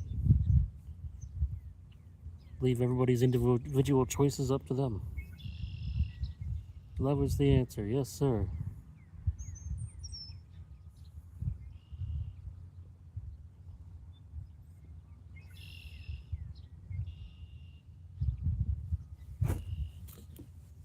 Like, I remember, it wasn't even that long ago. People just, we all just kind of agree that politics was a sham and they all suck and they're all in it for themselves.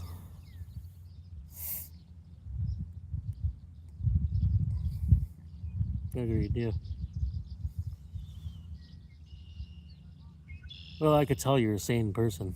Well, maybe not, because you keep watching my streams, so maybe you're a little bit insane, but insane in a good way.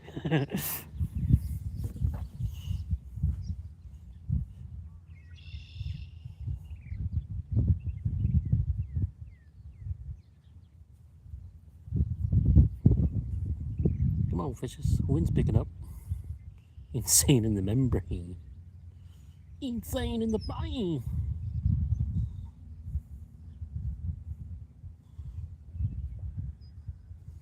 What band was that? That was before my time.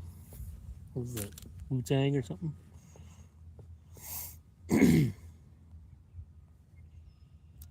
I was a big nu metal fan when I was young.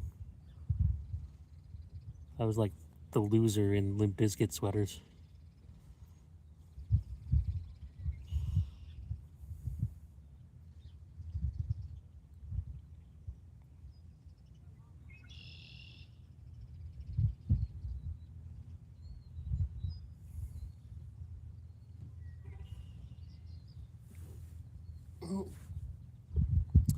More people coming out fishing. Good for them. Can't say that's not what I would do. Good morning. What did you miss? You missed 3 big bullheads, and I lost something else. Very eclectic in my music choices. Okay. Like a little of everything. I do now, too. I even started listening to country recently, and I always hated it all my life.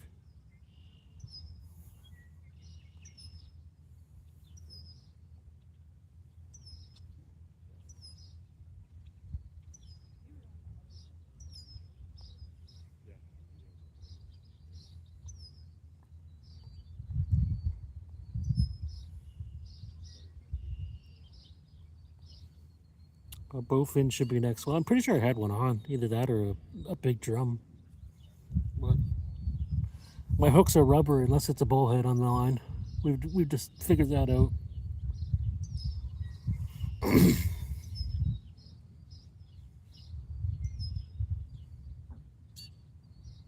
It'd be nice to unfold my net and actually use it today.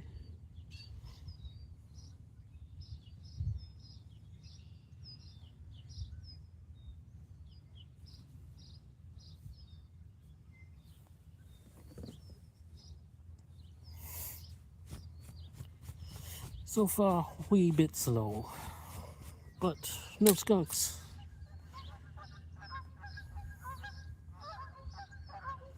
Kind of surprised there isn't perch in here yet. At least not right here. Maybe they're at the deeper spot downstream.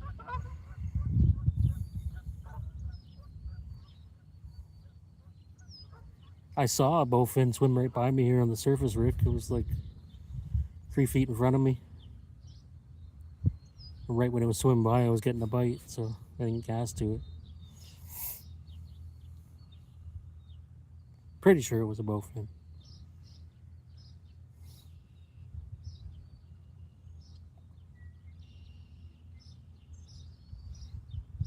I hope I do good this afternoon. I got 40 last time I went out.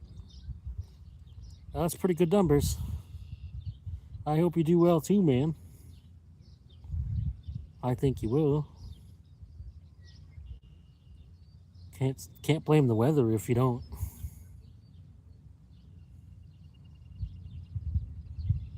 Well, if the weather's the same, I guess you're kind of far away. It might be a little different, but I'm just assuming the weather is uniform everywhere in the world. I'm just gonna hold this thing for a minute. Put it down if I get a fish on. Nope, only blame myself. Well, hey, there's a portion of it that's luck. Sometimes the portion's huge. Nice and sunny down my way. Yeah, same here, obviously. It's beautiful. So far, anyway.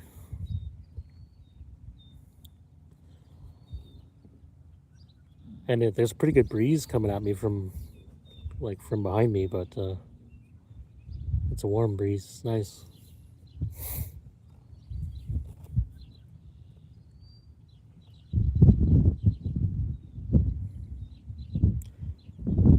Fishing on Lake Scugog. Oh yeah. Oh, it's a good lake. It gets a lot of pressure, but it's a good lake. It's unfortunately close to the GTA, so it gets all the, especially shore fishing pressure, but it's all good. Lots of fish to go around, that's for sure. What did you use as bait to catch trout the other day? Well, a few things. I used Panther Martin gold spinner. I got probably, I don't know, 8 or 10 trout on that. And worm on a jig head, just a little 1/32 ounce jig head, half a worm. And I just put it in the current and I just kind of bounce it, every 5 seconds or whatever. That was driving them wild. That's what I got the bigger specs on. And I believe I caught one on a worm under a float too, but it was just one. Got a lot of rock bass on a worm under a float at this one little spot I was at. And only one trout. Way too much pressure. Well, I mean, honestly, that's every spot in Ontario now, like southern Ontario. Google Maps and that stupid fish brain app I hate. Just drives traffic everywhere. And welcome to the stream, Egg Engie, Engie. I don't know how you pronounce it.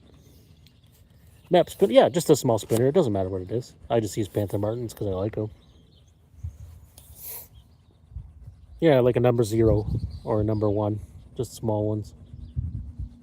I tried a bigger one. I tried a number 3 and no luck. Hoping maybe a bigger brown might eat that. I'm in Ontario, learning from people like you. Well, thank you for joining. I'm glad I've taught someone something along the way. That's what I'm in this for. That's all we can do is share our knowledge, right? Hey, if you guys like fly fishing and you want to learn about fly fishing, speaking of learning, go check out Superfly for Super Guys channel. He's always tying flies. He does live streams. He does regular videos. He did a really good uh, learning to cast video the other day. I liked it a lot because, you know, I'm an amateur at fly fishing and I learned from it. So yeah, go check that out. I learned all fishing from YouTube. I knew how to tie hook. Yeah, man, that's, you know, that's one great thing about this era that we're in, right? There's anything you want to learn is there. So when people are dumb, it's totally their own fault now. Like, you can't even blame school because you can learn anything on the internet. And I'm still learning. I still watch YouTube videos. Like I just said, I watched Superfly's video about fly casting. I'm still learning stuff. There's one guy called Outfish Ontario. I know Outfish Ontario. I know him very well, Mr. Justin. I want to get together with him and collaborate on a video one day, but we're not Facebook friends anymore. I don't know why. I don't know if I took him off or he had enough of me. That's generally how it goes. So we aren't in contact unless we're like on each other's live streams. Where can we catch trout in Ontario? Well, lots of places, man. I'm not going to name any specific spots. But so when I'm looking for resi trout or resident trout or like brook trout or small browns, I'll go to Google Maps and I'll find a spot that's like a small creek that's swampy, because swampy generally means that it's a spring, right? So cold water, that's what you need for the trout. And then you go and you can't really tell from Google Maps, but so you have to actually go and check them out. But there also has to be flow, right? Like they need current all the time. So if you get those two things together, chances are there's trout. And I catch them in a whole bunch of different places. And then there's the migratory ones, yeah, like Duffins Creek. Well, where's nearby, Aggie? Where are you? I'm sure I can give you a spot nearby.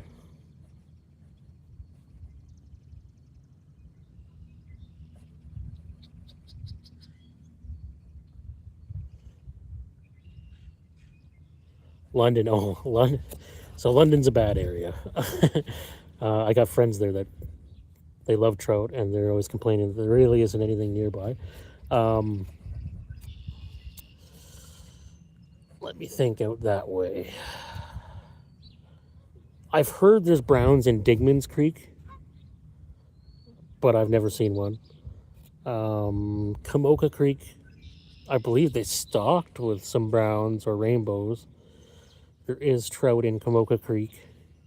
I don't know how big they are. I don't know much about them, but that's just what I've heard.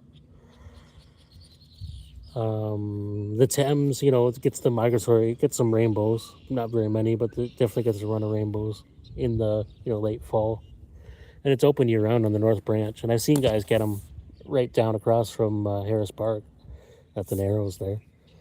But that's like December, and they're, you know, you gotta float row bags or something. Very rare. Yeah, I mean, trout in general in Southern Ontario are kind of rare. Like, I have a couple of A-list spots that I'll take to the grave with me, where there's good populations, and I don't feel bad about keeping a bunch. But generally, wherever there's trout, they get pressured, right? So people fish them out, and then, you know, the worst thing you can have is too many chubs and not enough trout, because then the chubs just eat everything and overpopulate and kind of crowd the trout out. So that's a big problem. Like, I know that's a problem with Dingman's Creek. There's too many chubs in there now. People ate all the trout. Look into so I don't even remember the names of them, but I did fish them a couple of times. The feeder creeks going into Wildwood, I have caught brook trout in them. So you'll have to do the legwork yourself on Google Maps and find the little tributaries of Wildwood. But I have caught some brookies in there.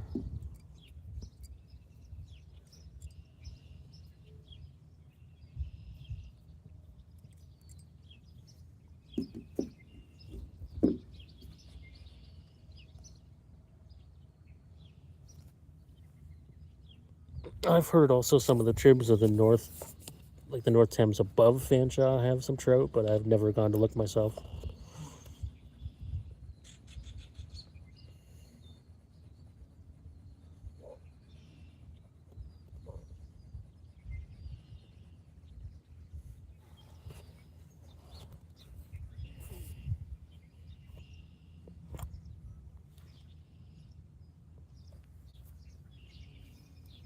Oh boy.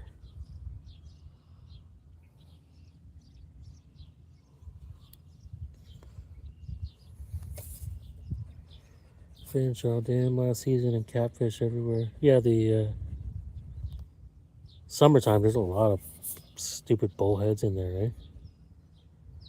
I know.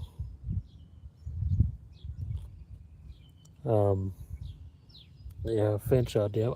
You know what? I know people who've caught rainbows at Fanshawe Dam in the wintertime while they're walleye fishing.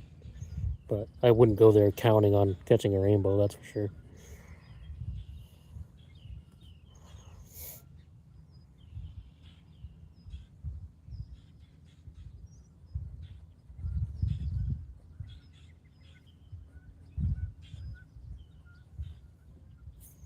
London's a good place for fishing, though. If you don't care what you catch, there's fish everywhere in that river.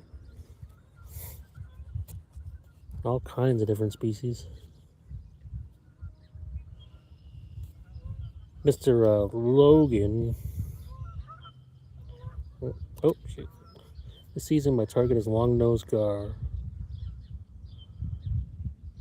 My parents live a minute away from Bowmanville Creek. I might go there after dinner. Yeah, I bet. Bowmanville Creek's good. Also gets pressured to death. Eggy. Tips for gar. Yes. Here's a 100% method. Minnow or salted minnow under a float. Give yourself some heavy mono for a lead, like 40 pound. Very, very short lead under your float, and just cast it in front of them. Let them eat it, then open your bail. And they're going to swim in one direction for a while. And then when the float stops and turns a different direction, that means he's repositioned the bait in his mouth and actually eaten it. Set the hook then. And I mean, it's 9 out of 10 times you get the gar that way. Or there's the hard ways. You throw a little jointed Rapala, like a J7, and they'll hit it all day long. But you lose a lot of them because they just, that mouth is straight up bones, right? But you'll get like, why are we blurry? Hey. Okay. Yeah, like hookups with a lure is like 2 out of 10. But if you do the minnow in the float, it's like 9 out of 10. You could even do it with a scented plastic minnow even. But they're less likely to actually swallow that, which is generally what you want them to do. Fly fishing for gar. Yeah, or you can fly fish them. Yeah. So I don't recommend, a lot of people say the nylon, the rope flies and stuff like that. It certainly works, like, because it gets caught in their teeth, but it's not good for the fish. Unless you're going to eat it, I wouldn't do that, because you can actually pin their mouth shut when you release them. So I don't recommend the cotton nylon, but you do you, fam. I mean, it's not like they're an endangered fish. Lures that go to length to get those. No, you don't lose lures. You lose fish. They're just so hard to hook because you're literally hooking bone, right? That whole snout of theirs is bone, and their mouth is actually behind it. Yeah, gar don't really bite you off. Their teeth are kind of spaced out like a walleye.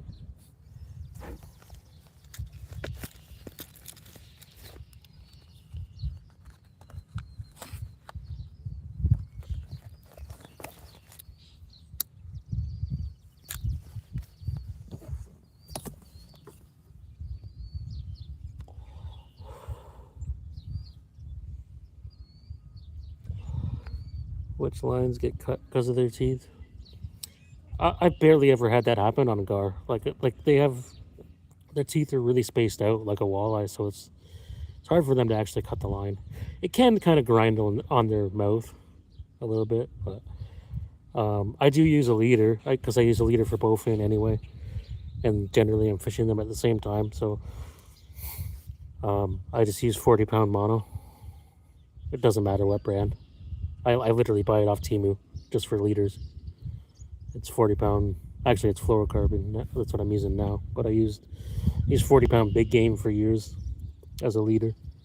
Never had an issue. Even with pike and muskie, I never had an issue.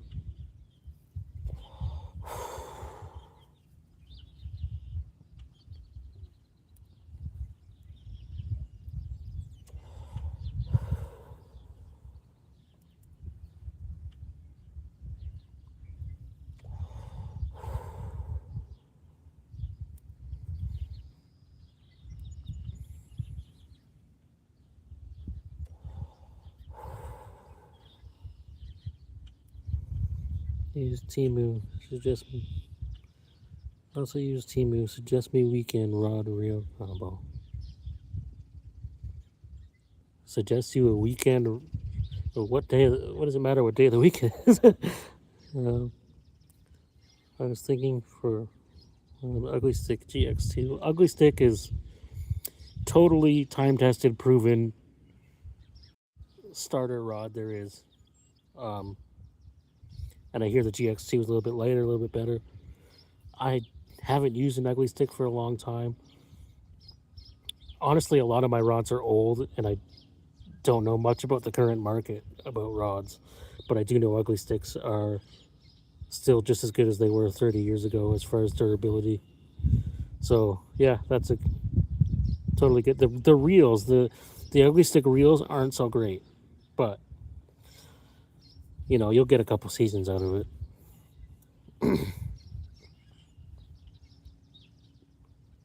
Well, let's talk about fishing. Just reminded me I need to set up my gear for this afternoon, so I need to head out, but I'll catch you on the next one. All right, thanks for stopping in, Jody. Good luck to you, my friend. Hope you smash them again. Hope you smash them even better this time.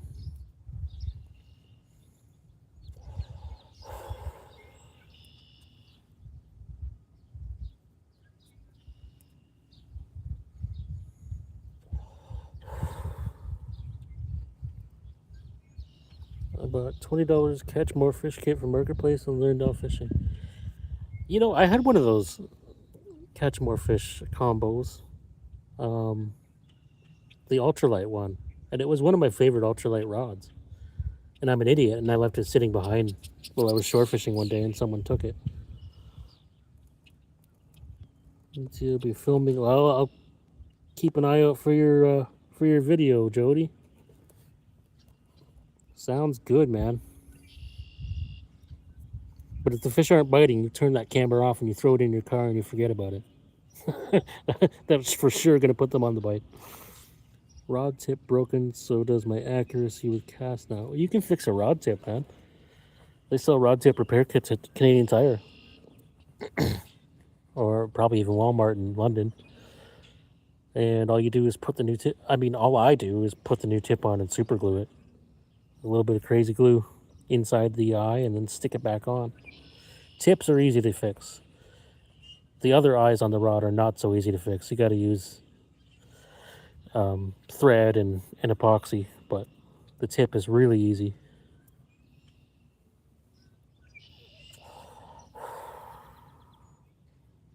Oh, you fixed it, but accuracy is messed up. Oh, okay. Oh, did you like break off a few inches off the rod? That will mess with the rod. Changes the action completely.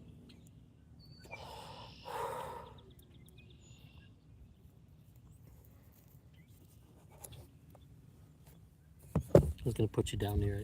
Wondering if I got bait on still. I do. Okay. Still fish there. Oh no. Or if you know Rick, he'll repair it. Yeah. Yeah, he'll do it right, and it'll last you 40 years.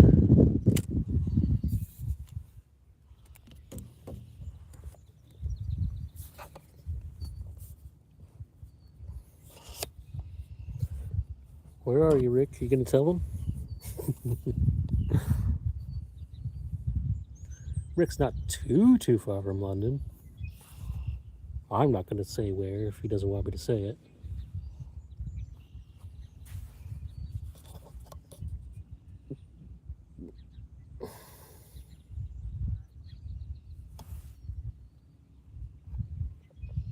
I'm retired, yeah.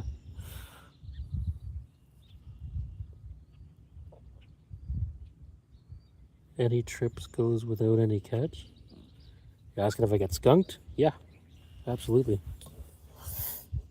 Yep, it happens, especially when the weather's still cold and stuff. It happens to anyone. I don't care what they say. Unless they're fishing a nuclear power outflow every day of their life, people get skunked. It's part of life. Some days there's no rhyme or reason to it either. I'm only a hair above skunked here right now. Got 3 bullheads, that's it.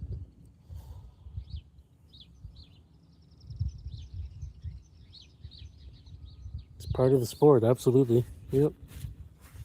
The days you don't catch fish, you learn more than the days you slam on everything you throw in the water.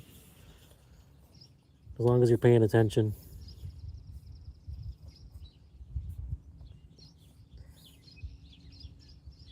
Sometimes you need to know what not to do.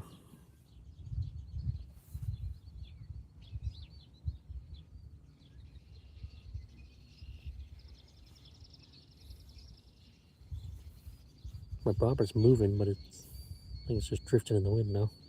It took me 4 months to catch the first one because I didn't use live bait. Well, there you go. Yeah, it's not easy. And I mean, every single lure you tie on, you have to learn that lure, right?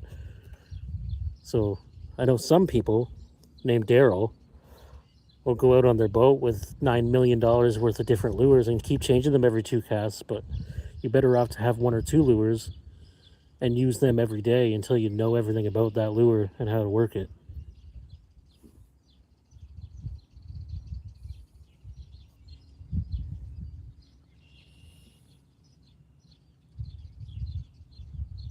That's the best way. I found that whopper, dude, whopper plopper. Everybody catches fish on a whopper plopper but me. Like, everybody's like, oh, it's so great. I would literally, I'll use the thing for like 20 casts and then I'll switch to a buzzbait and I'll catch fish on the buzzbait. But you know what? Like I just said, I got to force myself to use the whopper plopper and learn how to use it properly, right? I'm trying to work it like a buzzbait and it's not quite the same. So, yeah, I got to spend more time using the whopper plopper from Temu. Yeah, mine are too. Yeah, I didn't buy the real one. I'd rather spend $4 than 25 or whatever they cost. And it's the same thing, literally the same thing, different paint job. I got a bunch of whopper ploppers.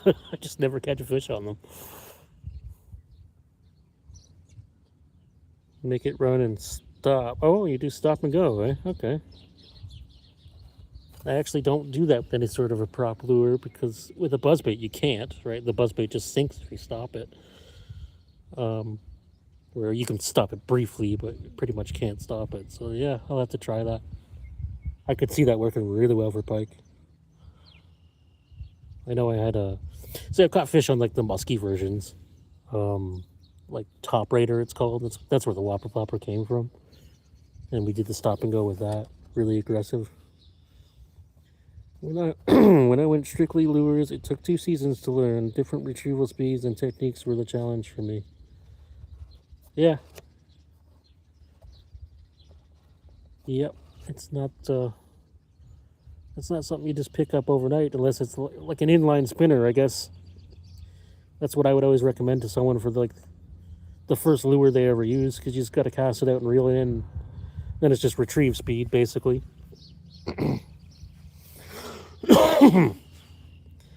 Last season I caught a 19-inch bass, and that's a big Thames bass. Nice, very nice. Kick ass, man. Kick ass and take names. That's a nice bass. Those river smallies are a blast, and on top water too. That's cool.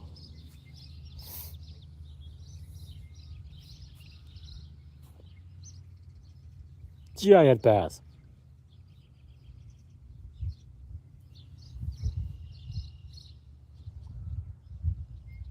I'm so happy it took me like 2 minutes to get her out. Yeah, those river smallies fight like holy hell too. A lot of fun. Well, congrats. I'm assuming that was PB, right?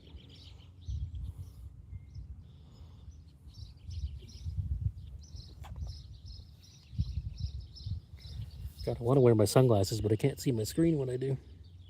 PB, nice. Congrats, man. You'll probably have trouble beating that in the Thames. That's a big bass.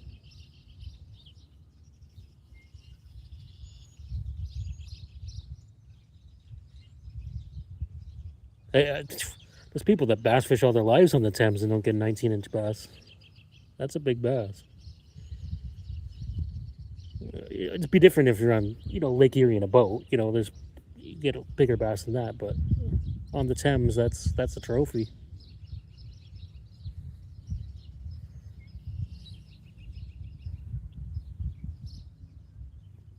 Spots. Well, I would certainly hope so if you live there.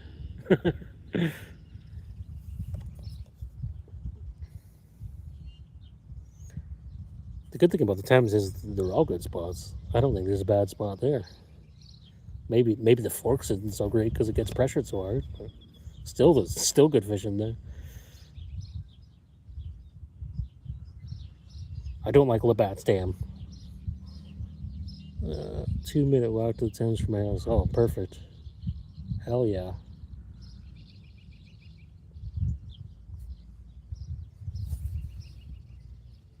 You're a lucky man. Yep, I always said if I lived in London and didn't drive, I would still be perfectly happy fishing the Thames pretty well every day. It's a great river.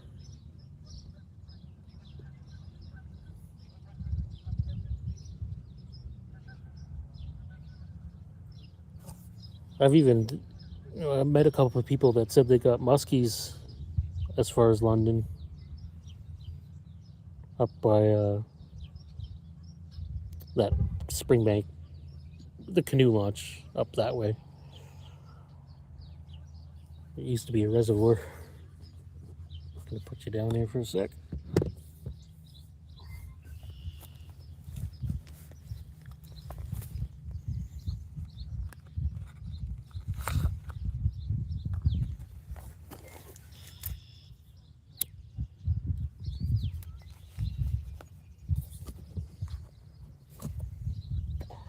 Also, last season, I got map spinners from river during one of cast. Oh, you found them in the river? Or caught them? I bet you there's all kinds of lures laying on the bottom of that river. And it's a map, so probably tie it right on and catch fish on it right away. Those maps are hardcore. Off topic, I found an old school Fenwick Eagle 10-6, $100 in Norwich. Oh yeah, nice. Is it Mike selling it? I'm pretty sure he has one. It might be him selling it.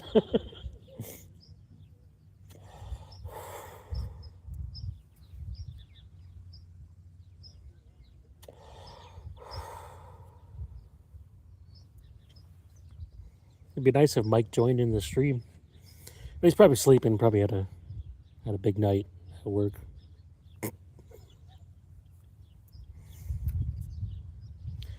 The same maps lure. I caught almost 40 fish from. Yeah, nice.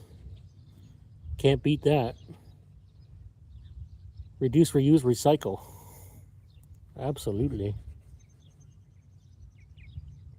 I mean, Rick's picking up garbage all the time and repurposing it into different things. Rick found a whole bait cast combo on the beach and gave it to me, and it works. Still works right now. It's an ugly stick, actually, as it turns out. Speaking of ugly sticks, GX2.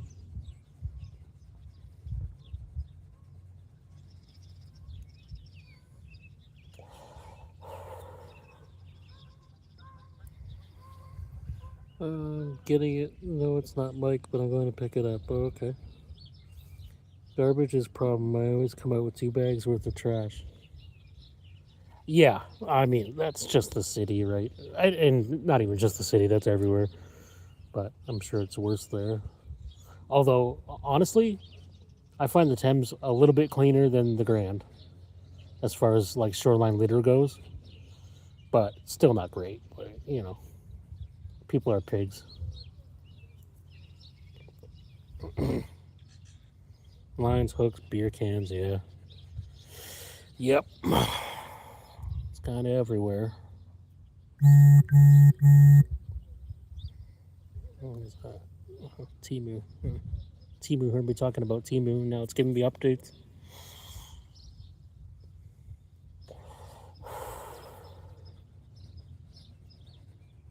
Well, I don't know what happened to the fish here. I was on a roll there for a bit. No, there's nothing here. I don't know if the tide's coming in or what.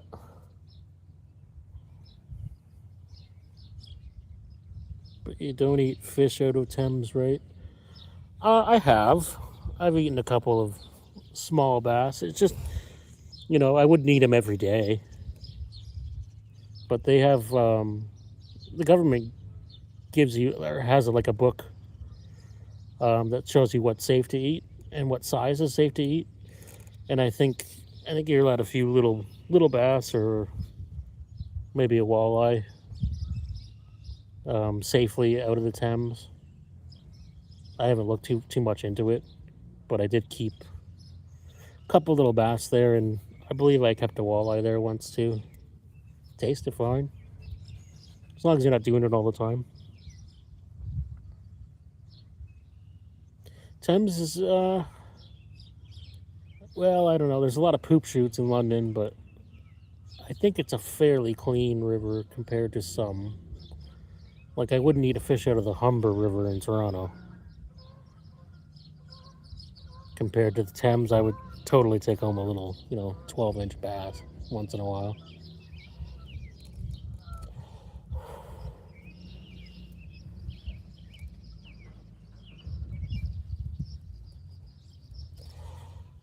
I've kept crappies from the mouth of the Thames, but I think that's more like Lake St. Clair, right? I don't think that's Thames water they're living in.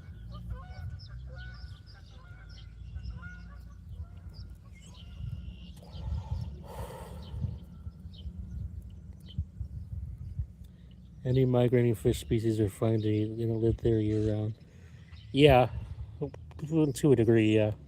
I mean,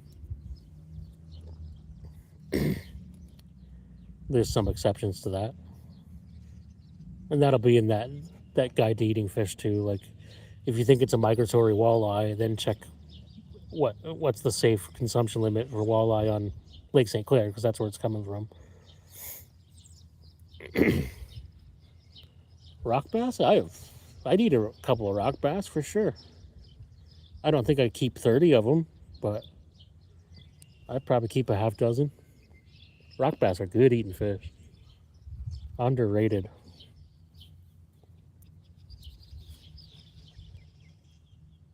Plenty of times me and Rick have been out on the bay and we kept a bunch of rock bass. There's nothing wrong with them.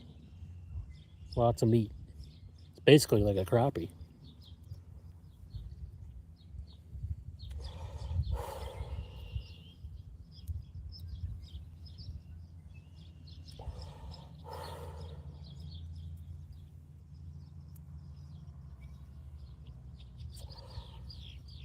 Man, I haven't had a bite for a long time.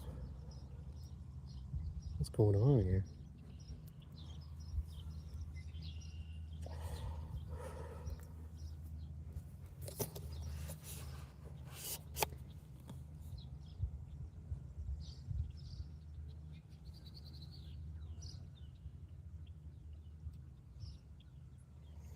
M&R used to give those books out of the beer store years ago.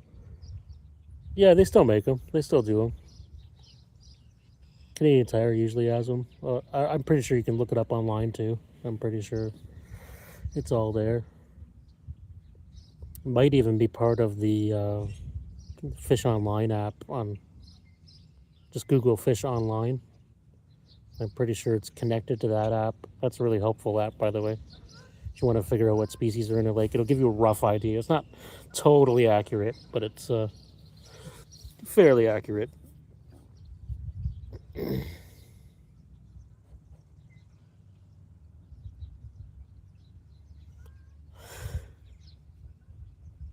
And Fish Online will tell you when, the seasons, all the regulations, everywhere you're looking at on the map. It'll tell you it all there. I use it well. Wow, I can't speak. I use it instead of the reg book now. Whenever I want to look something up, I go on Fish Online. Because you can just pinpoint your spot on the map and it'll tell you the regulations for that exact spot.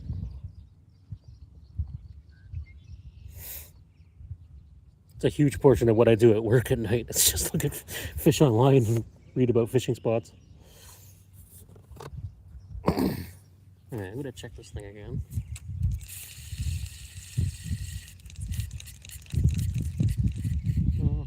Still got shrimp there.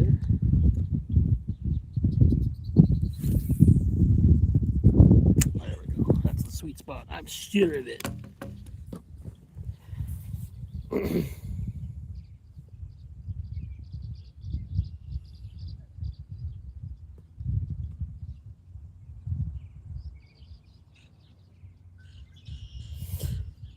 Oh dear.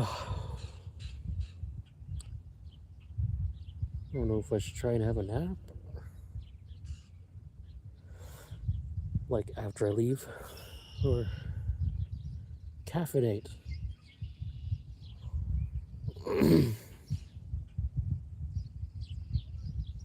These little gnats are out. Scourge at the north shore of Lake Erie.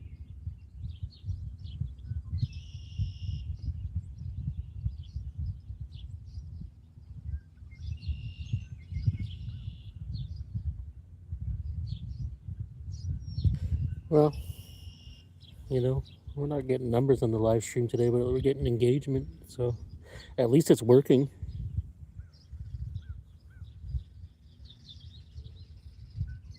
It really flubbed up my live streams in general last time when it kept on cutting out.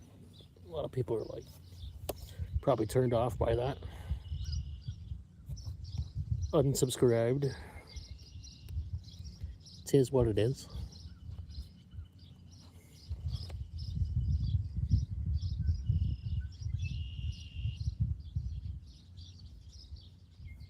Is anyone still there? It says there's 2 people.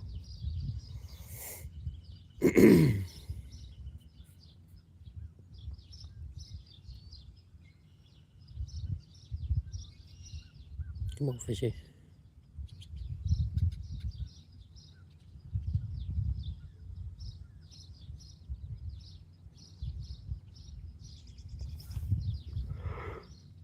Oh man, I'm gonna have real trouble staying up today.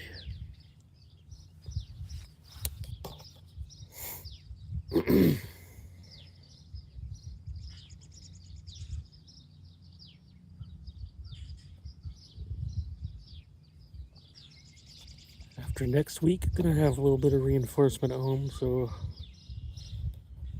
I'm gonna catch up on 9 years of sleep.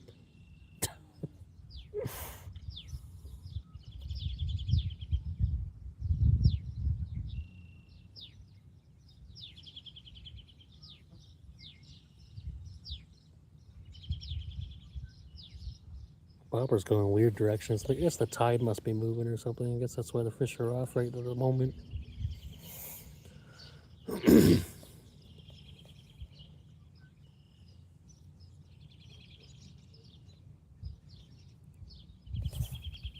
time is it? 20. If I cut this and get home early enough, I can switch vehicles with Maddie and take Willow out in the afternoon, but I don't know. I don't know if she'll be into going fishing after school today. She generally likes to catch up on her tablet time after school's done and relax. And I hear that, like finishing a shift at work, you just want to kind of sit around.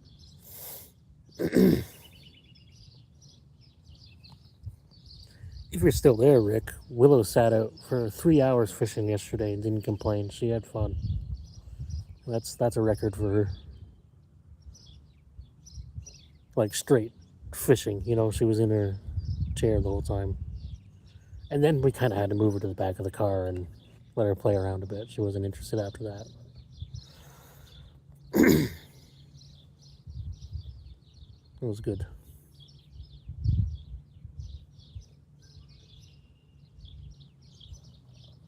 Usually when I take Willow fishing, got something? Just I think one more bullhead, my friend. Nothing for a while here, actually. Yeah, I don't know what happened, but I know my bobber's going in weird directions now, so I think the tide might be going out or something. There is a tide on Lake Erie at the perch derby. Yeah, that's what we were doing in behind the fish plant. And we didn't even catch anything. She sat there for 3 hours, so that was good. Just had a few bites. I was trying to get her, you know, after like an hour and a half, I was just trying to get her a bullhead. We couldn't even catch those because Port Dover sucks.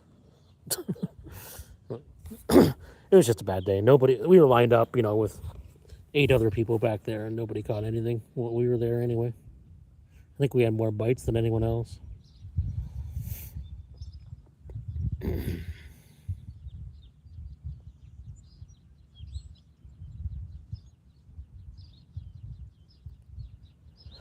was all good.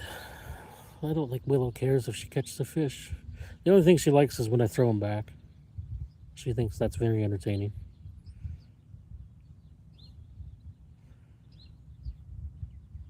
And I was hoping to get her like a, you know, because the kids can enter any fish, right? I was hoping to get her a bullhead so she could just maybe win a prize, at least have her name in the draw.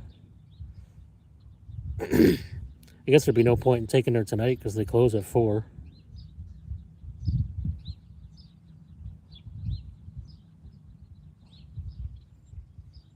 That'd be when we get a tag perch too. We have to keep it alive in a bucket all night.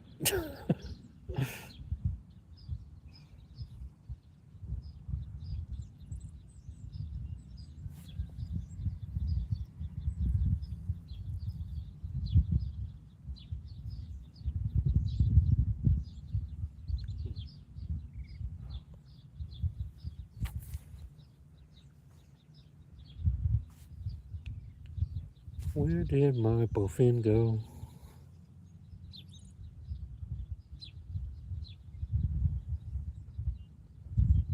Yes, bullhead. It's the smaller type of catfish, right? There's 3 kinds of bullheads, and they only grow to about 14 inches. Some a little bit bigger than that, but not much bigger. And then the channel cats are the ones everybody wants to catch. They grow, 25, 30 pounds.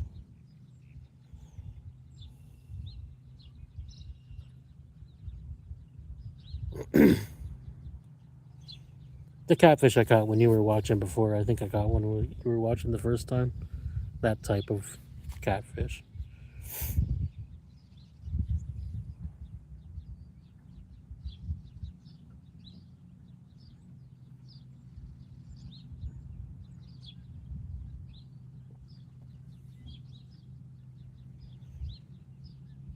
I assume that's what your question meant. You were asking what a bullhead is. If not, sorry, but I'm not trying to talk down to you or anything.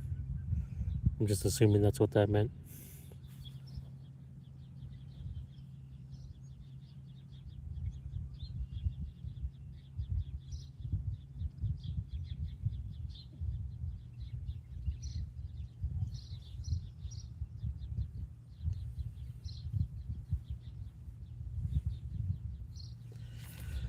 Come on, fishy. Where'd you go? They all went upstream.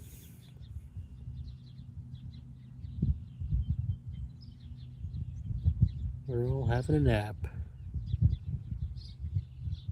Gotta be about lunchtime for a big old bowfin. What's my battery like here? Ooh. Oh. Battery's at 50%. I forgot my charging pack, but I'm gonna let it run till it runs out. I don't care.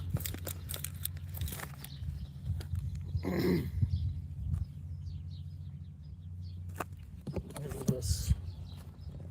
I can't see that.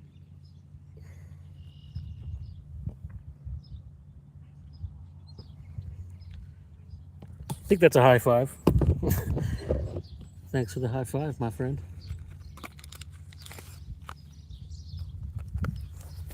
I can't really see it because of the stupid sun here.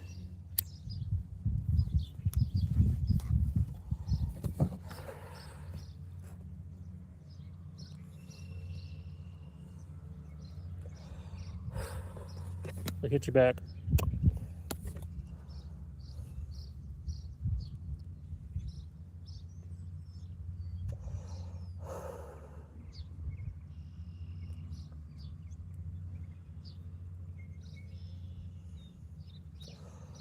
Come on, fish. Do I have to put a fresh piece on or something? Like, what is going on? Crappie? What about crappie? Am I catching them? No. I never caught a crappie here. Do they exist? Yes.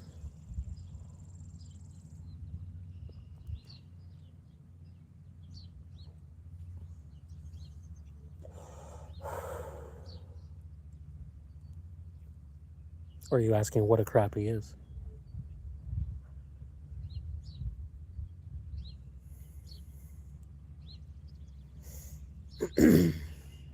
Crappie is a type of panfish, if that's what you're asking. Got a big mouth, almost like a rock bass does. Pretty similar looking fish, kind of. Crappie's a little shinier.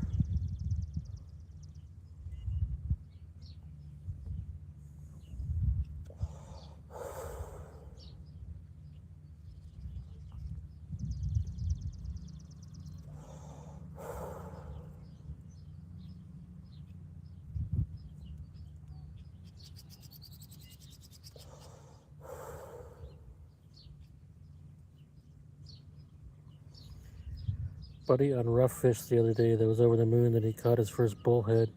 Some areas it's a rare catch and they're pain in the butt up here. Yeah, I know.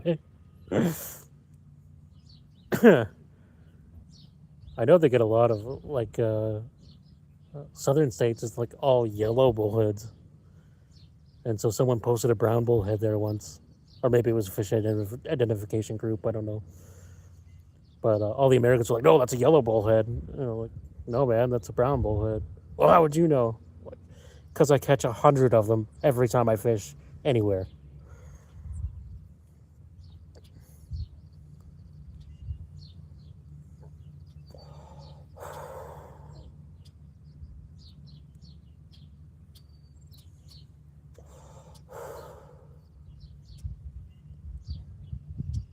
My first bullhead this year was a yellow bullhead, though. So we got that out of the way. Don't need to catch any more of those. Haven't got a black bullhead yet.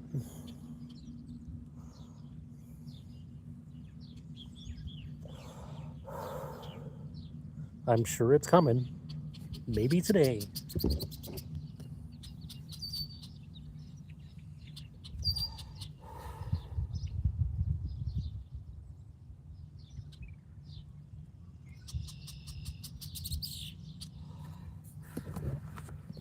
I think I pretty much caught all the things now, except gar. Haven't seen any gar yet this year.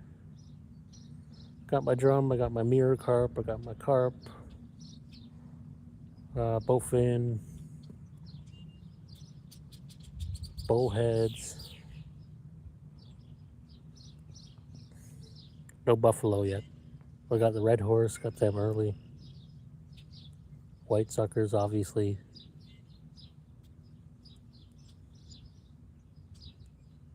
I did catch a crappie. Couple of them.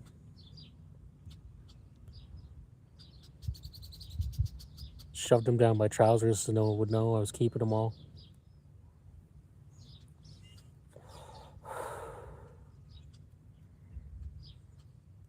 But they still figured it out. Those guys on the bank, they still figured out I was keeping all the crappies inside my arsehole.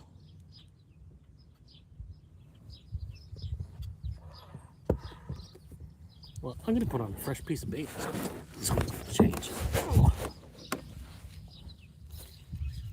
I left the skin on this shrimp. That's what's doing it.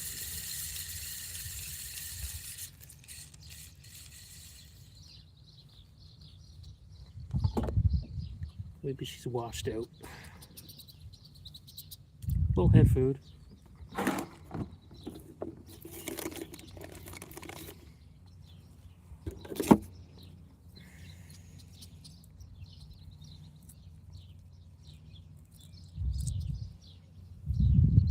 Take the skin off. That's the important thing. Fish don't like it too chewy.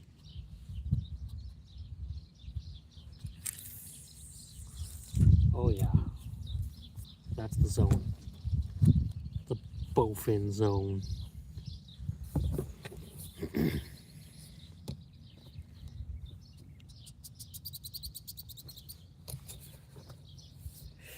You fishing next to old Richard's place, the guy on Chase the Ace a couple years ago? Yep. Yep, that's his house. Not right next to him, I'm across the canal because I wanted to stay out of the wind.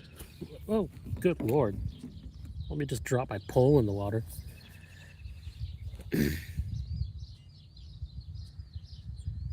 Yep, that's where I got the bowfin a few days ago, whenever that was, Thursday. I was sitting over there, right in close to shore.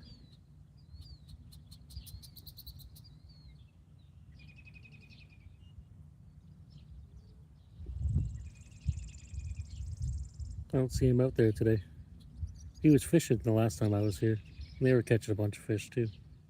I don't know what they were catching.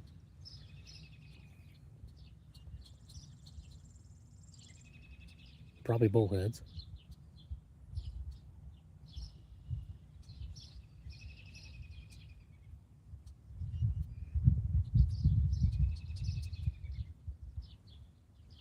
There's a couple of trucks fishing the mouth to my left. Probably perch fishing. It's a little bit deeper.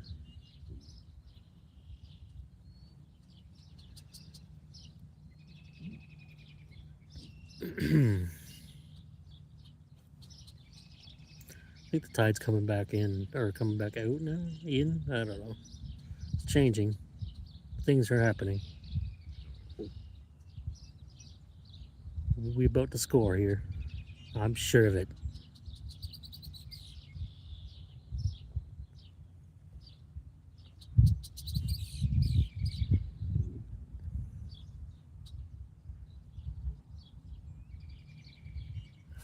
Any minute now.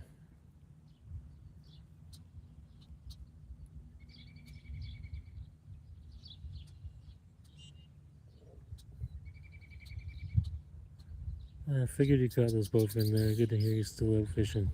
It's like getting any younger, nice old fella. Yeah, I mean, well, he doesn't have to go very far to fish. Walk out the back door, right? Yeah, he's still around. I haven't seen his dog this year. Wonder if she's still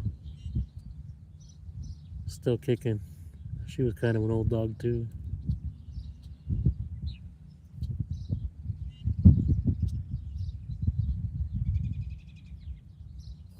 Of course, I've only been here twice. This is the second time.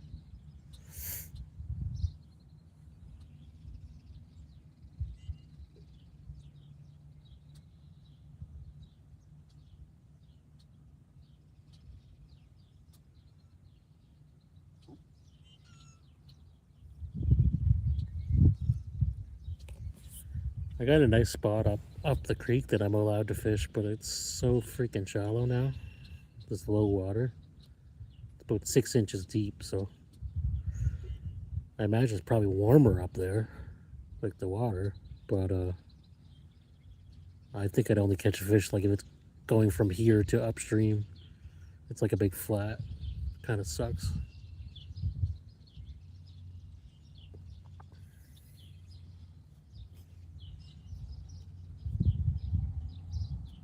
I was so excited that I could go fish that spot last year. Then I show up and it's like 6 inches deep. I did still catch fish there though last year, but water was a little bit higher last year.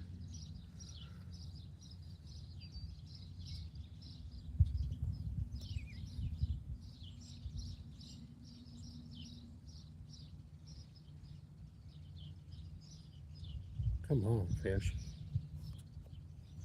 I'm about to quit. This ain't what it should be.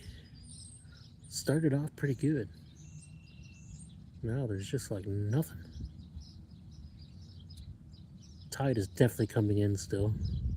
And the east wind pushing it in here. Maybe that's why.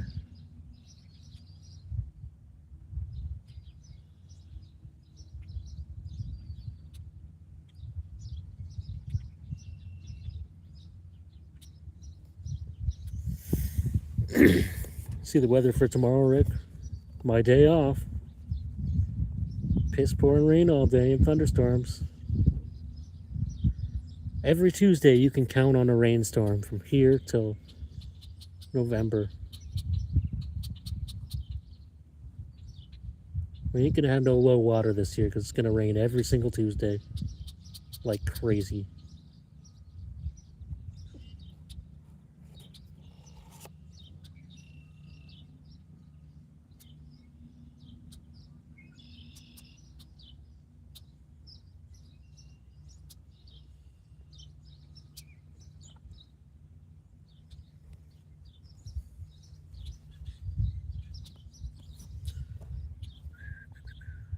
Come on. Any second now. I am sure of it.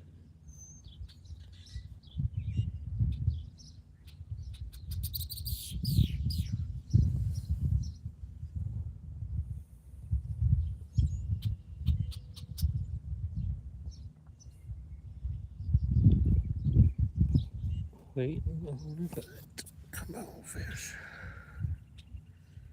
Give me something. I'll take another bullhead at this point. You know what? It was because I was talking shit about the bullheads. Now they're like, well, screw you then. We were your saving grace, and we won't be anymore. Now you'll just get skunked. Oh, shit. Something big just jumped. Oh, that's a shiners? No. No, shiners have been gone for weeks. Like everywhere. They've been gone for a long time. There was a lot of shiners in that creek by your place the other day. But not like thick spring levels, you know, they were just spread out. But there was a lot of them in there. And a lot of little perch eating them.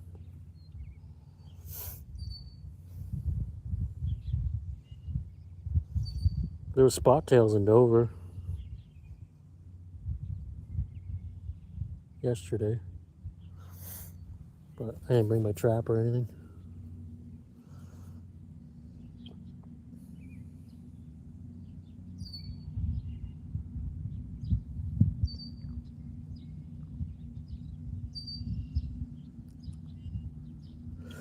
Yeah, I don't even see like sparse minnows here. Usually they stick around a little bit.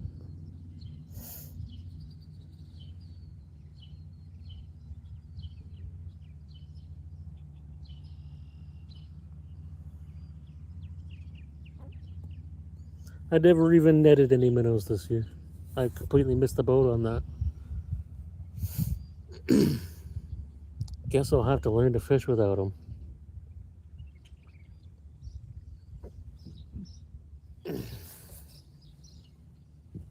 Because I sure ain't buying them.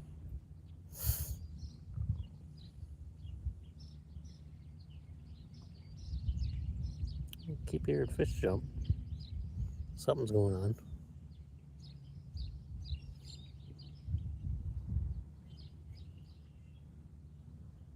Come on, bobber, move. What's going on? Nothing here. That's the ones you gave me last year. Yeah, I still have a bunch of frozen ones too. Or do you mean spot tails? That I'm out of, but I'm not too worried about it until pretty much winter now anyway. I can use anything as cup bait. Pretty sure I can find some chub somewhere. Actually, I have all those, that cup bait you gave me to give to Steven. I completely forgot about it, and I still have all that. So I might be dipping into that bag if I need it. I have some chubs of my own though.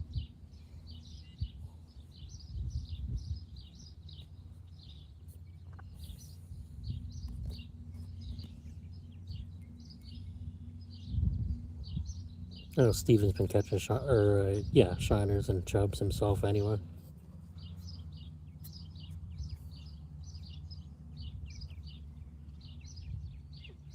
Good to go, yeah.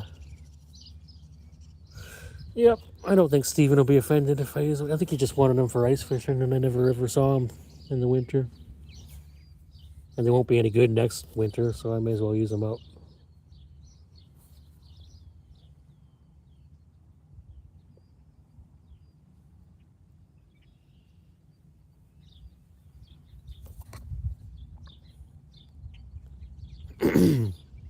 We were in Dover, and I had all this bait. Right, I brought like some salted minnows, and I brought shrimp, and I had one container of worms. I had like 3 worms left in it, and the only thing we were getting bites on was worms. So we used them all up immediately.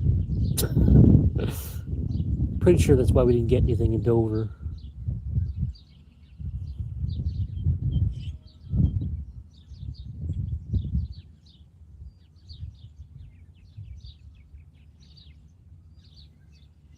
New? I really don't know what that means, my friend. What is new? Wait, my bobber's doing something.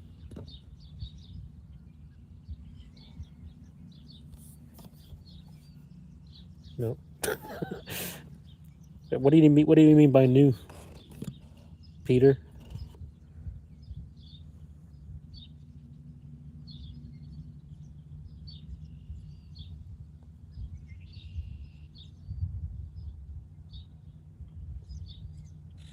Something.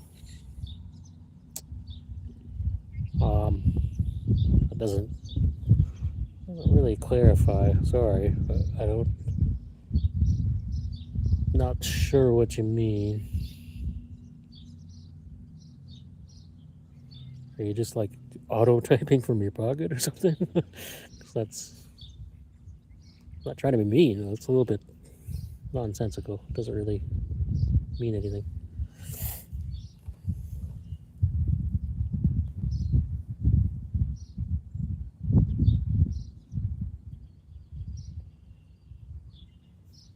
Yeah, asking if I caught any fish yet. Is that what you mean? The answer's no. No more bullheads, no nothing.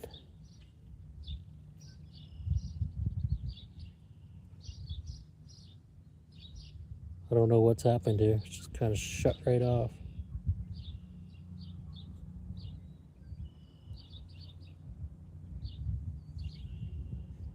I can't even tell which way the water's. Look, water looks like it's sitting still right now, actually. Doesn't look like there's any current at all.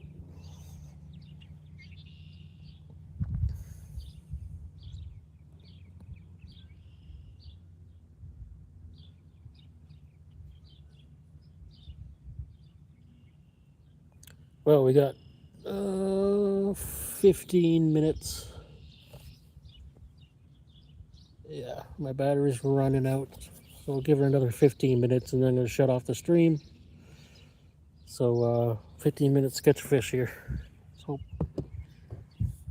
Let's hope it happens.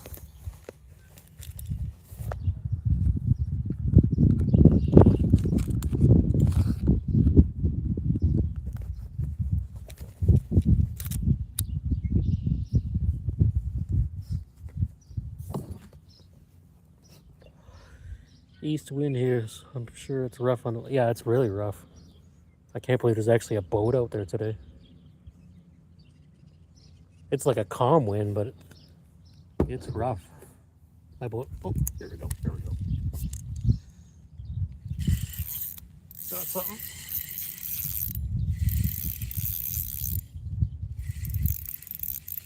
I don't know if that's a bullhead or not. It might be. Guess they wanted a fresh piece of bait.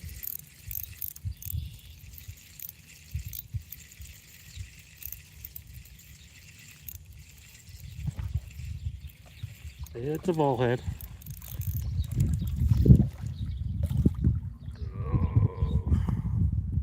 Bullhead. An ugly one.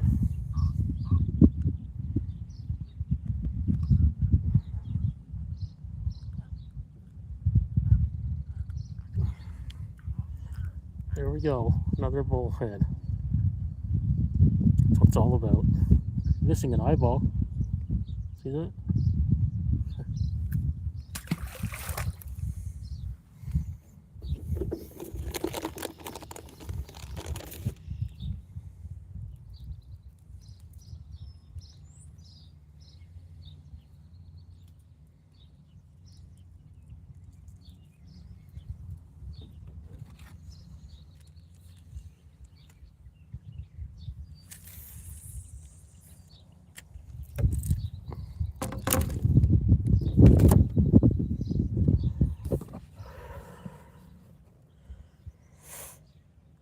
Night crawler. Am I using a night crawler? No, I'm using shrimp. Just pieces of raw shrimp. They pretty much cost the same thing nowadays. But the shrimp, I find, gives me a better chance at things that are not bullheads. Of course, I'm not proving that today, am I?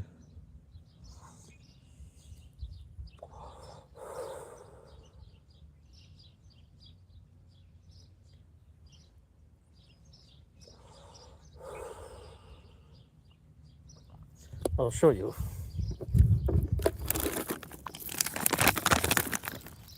Farm Boy, raw shrimp. It was on sale for $5 a bag when I was in Brantford the other day, so I got some.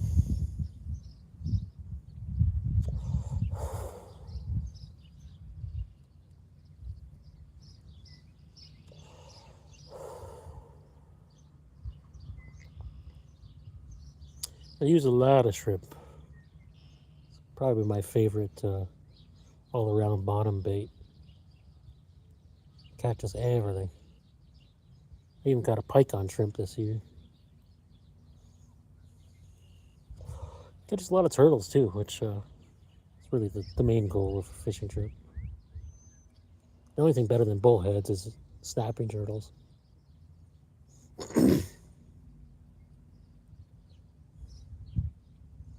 Don't have to worry about fighting them. They just come in like a log. It's so convenient.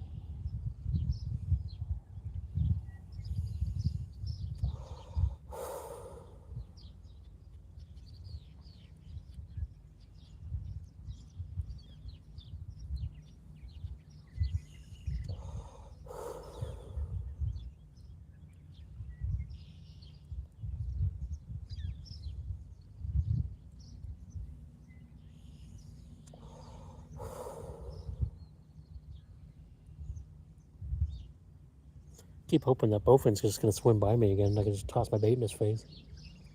No such luck. No such luck so far.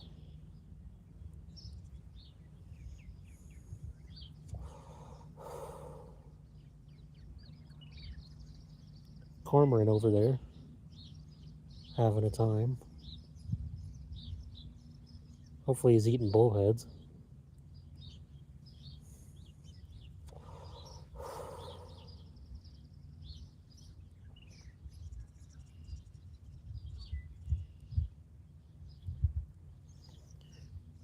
Yeah, the east wind.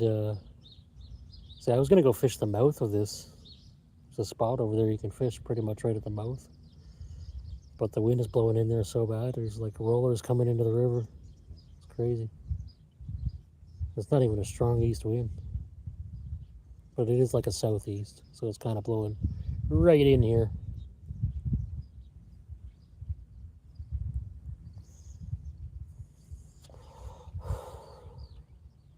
Probably why the fishing's not very good, honestly.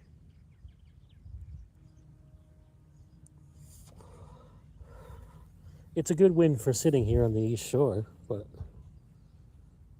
not so good for warm water.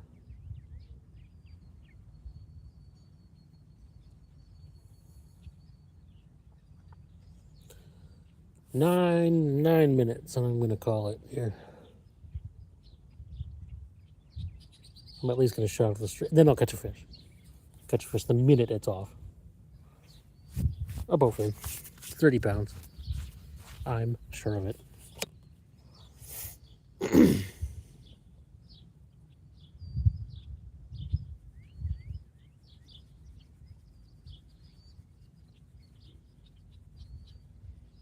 I gotta find a. Hey, do you ever go to the thrift store still, Rick? If you ever see another like full-size tripod there, let me know, and I'll go down and get it. Cause they're like $60 at Walmart, and I don't trust the Temu ones. They got this little tripod, but I want something that I can stand up and hopefully do this in the boat once in a while, or at least film like lure fishing standing up or something, because people don't seem to like the bottom stuff. Hello, Peter Art. Welcome back. I don't know if you left or not. Seems like you keep coming in and out. I appreciate it.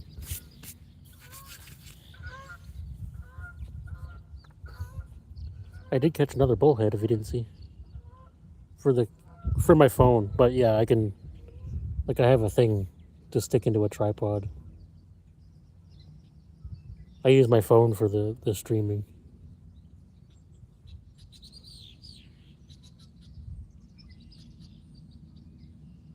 I had a real tripod somewhere. God knows what I did with it.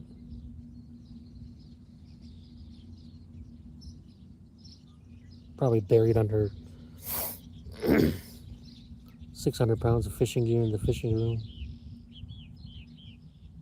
But I don't think it is, because I had some kind of medical equipment hooked up to it for Willow years ago.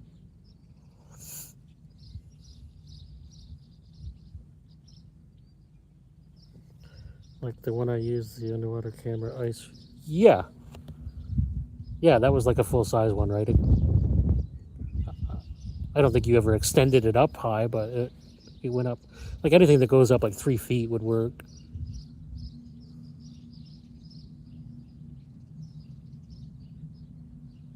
Because that one, like, I know you gave me one for the GoPro, it goes up higher, but it just tips right over with my phone because it's got such a small base. It's made for just a GoPro.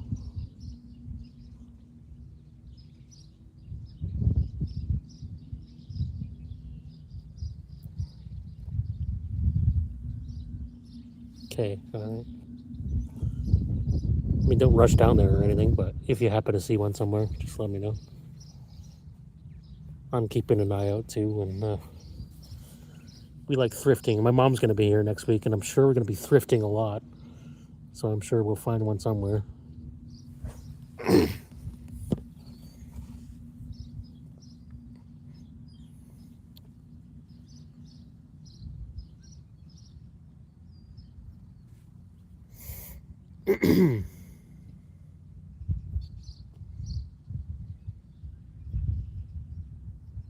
Mike gave me the one I'm using, which was nice of him. It's just that unfortunately it's only like a foot tall.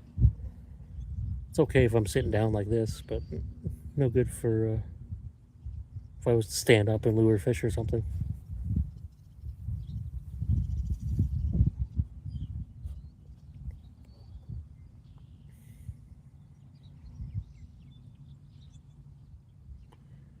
"5 minutes, boys and girls," and I'm going to cut the stream off, but certainly appreciate it. Everyone who's either stuck around or come in and out.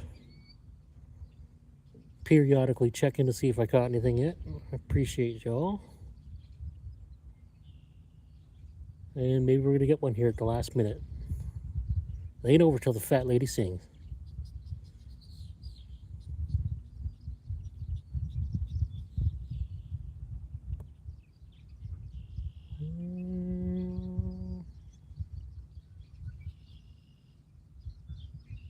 Not sure if the bobber just moved. It's probably just the wind.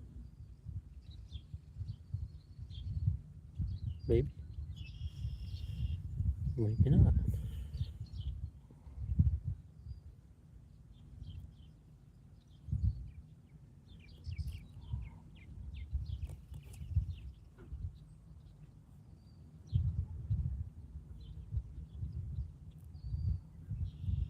Come on, fishy.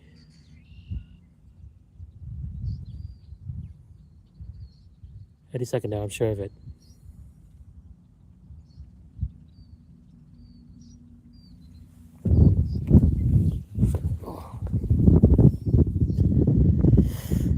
Oh, I can't wait to get caffeinated. I'll tell you that much.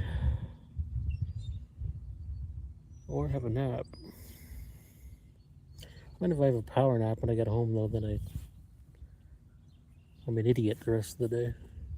Even more so than right now.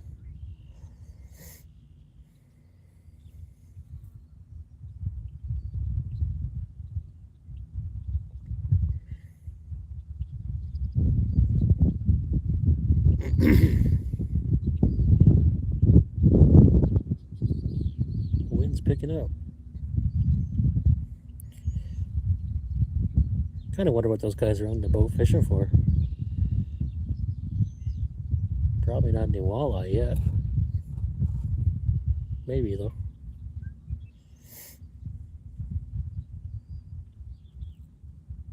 Perch, maybe.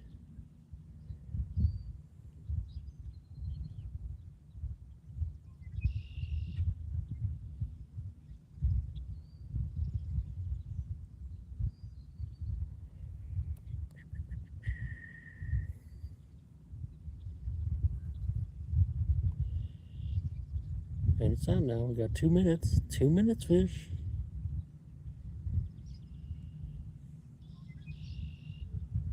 Once the camera's off. Actually, you know what? I should just let my phone run dead. And then when there's no evidence whatsoever, I'll catch a giant fish. I'll let my phone run dead. Throw the net into the river. And I'll be good to go. I'll catch something giant.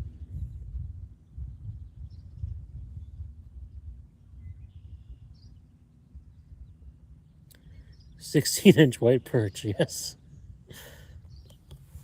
Yes. Gotta crush that record.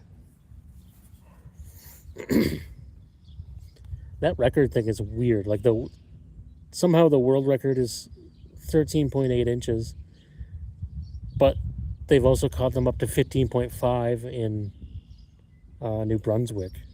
It's like, but they don't have a record system or something. But I would think world record is world, so I don't get it. Maybe it has to be submitted somewhere different. But just weird. It's like they have an official record, but it's not official. And it's way bigger than mine was.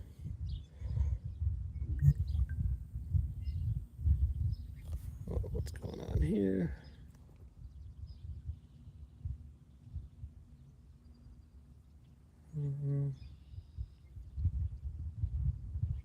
Okay. Steven messaging me.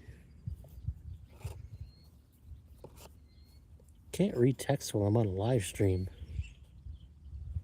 I can see the first 2 words and then that's it.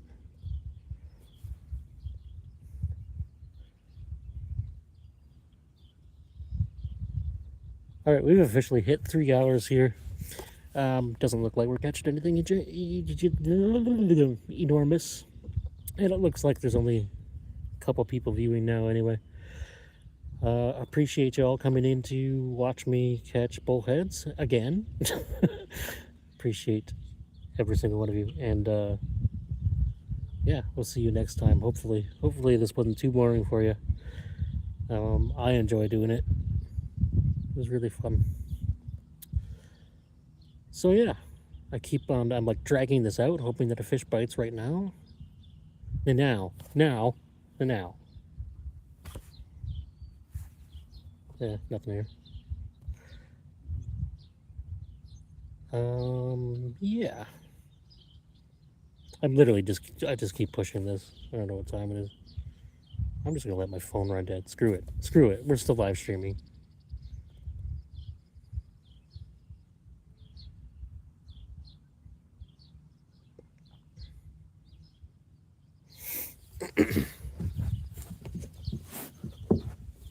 Oh, come on, fish.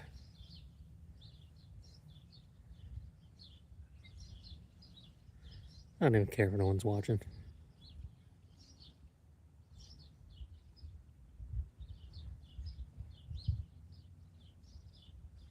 I just gained a like though. That's good.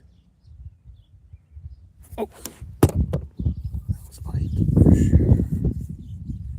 Something is traveling. Here we go. Last second.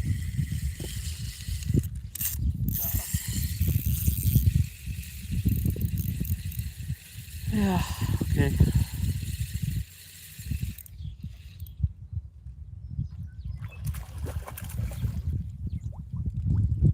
Well, it's another bullhead.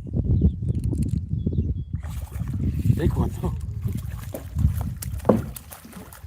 Holy crap.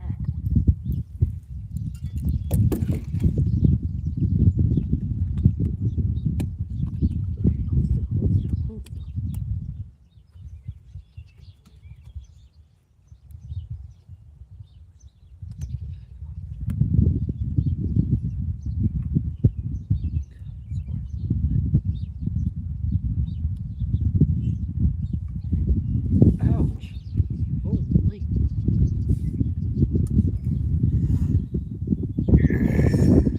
It's a big bullhead. Not my biggest, but he's a big one. Look at that.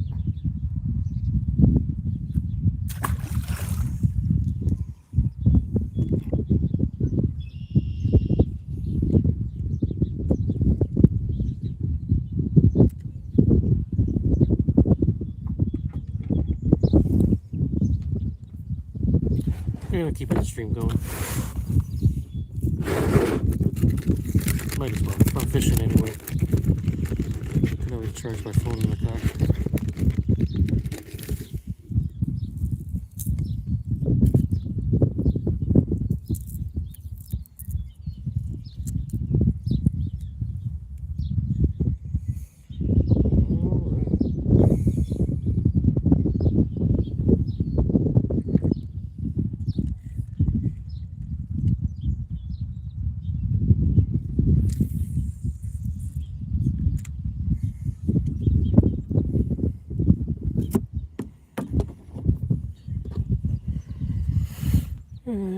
Still no action. No action on the comments. That's okay. I believe that's 5 bullheads. Gotta admit the bullheads here are big. Right now. That is the one thing they got going for them. That was the biggest one today for sure. Probably like a 13, 14 incher. Big one.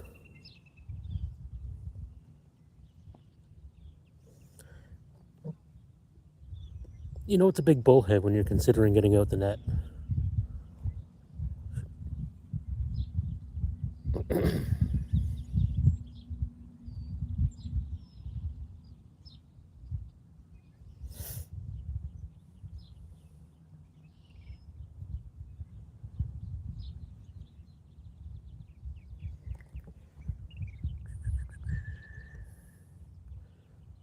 I do promise you there's other fish here.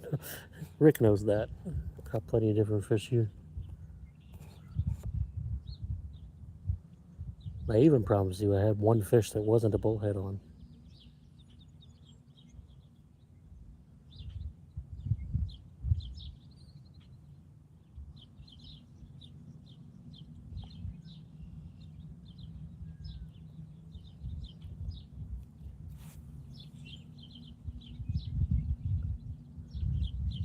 Maybe something happening there. Is my bobber moving? Yep. Something's going on.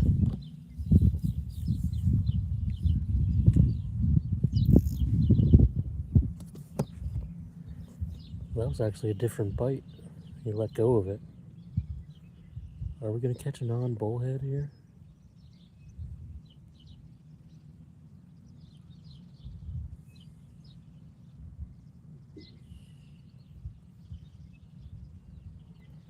Something's gotta give.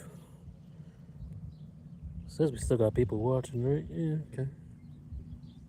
I'll keep her going until it stays at 0, or until my phone hits 0, which may be pretty soon.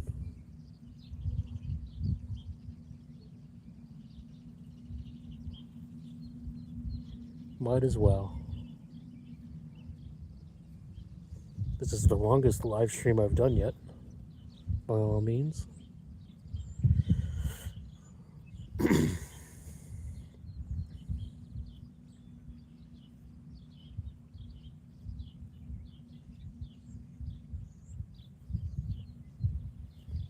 It's really hard for me to see the screen.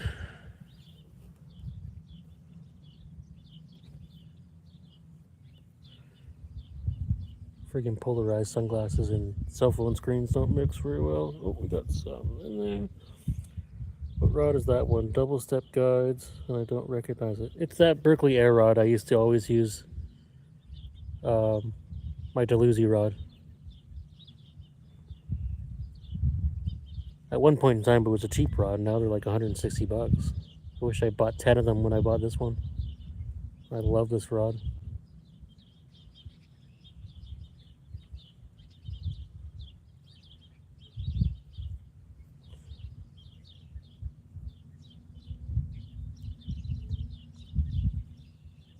I'm using this one as opposed to the Fenwick because I got a float on it. It's better for this type of thing.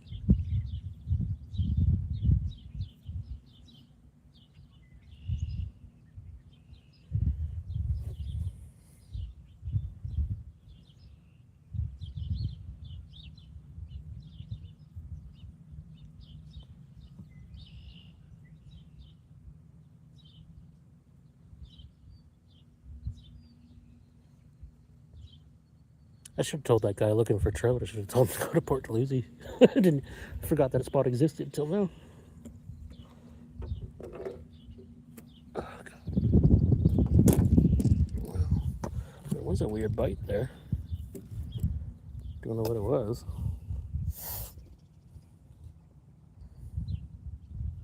Hopefully he didn't get my shrimp. Oh, he's got it again. He's got it again.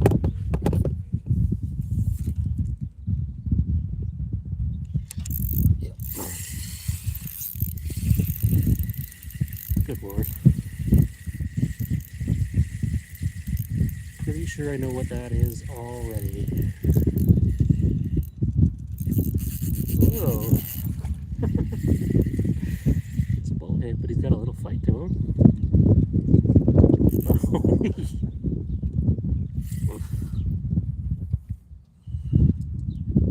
This one's full of piss and vinegar. Oh, another big one. Oh, jeez.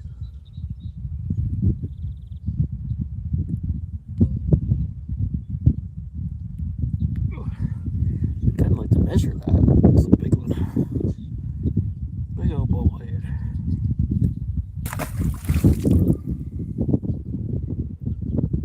You know what? That bullhead was worth catching. He fought.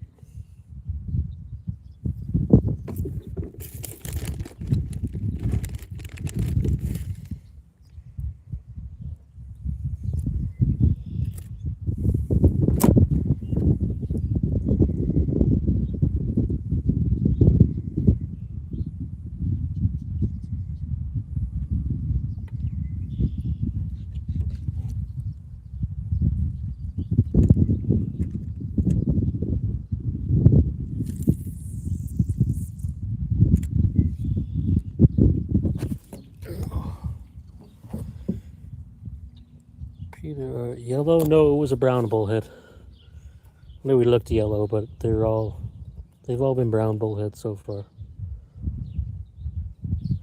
I know a lot of people have trouble telling the difference, but after so many multi-species tournaments where I had to differentiate all my bullheads, I can tell right away looking at their anal fin. Because the yellow bullheads have a really long anal fin, almost like a blue catfish, and the brown bullheads have a rounded, shorter one.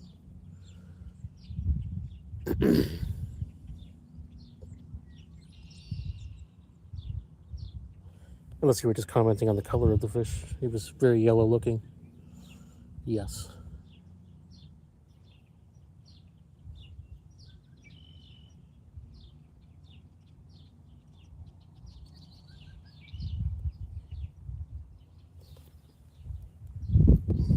Down here. One sec.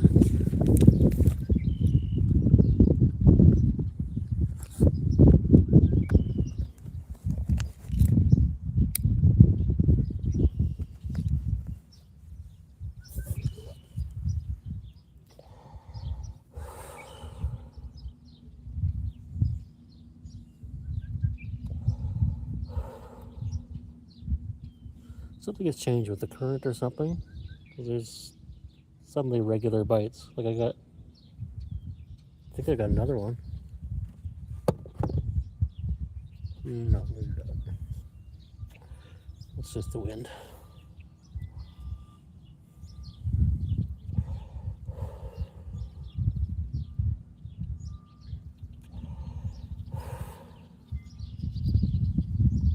Yeah, these stupid gnats are crazy. Get out of my mouth. Jesus.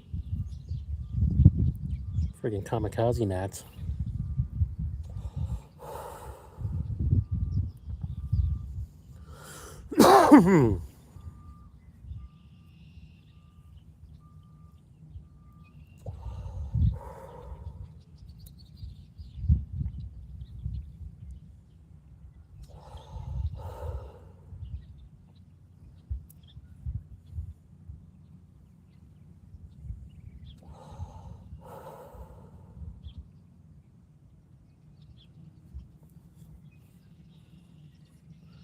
Well, we are pushing the limits of my phone today. That is for sure. My old phone would have been dead after an hour.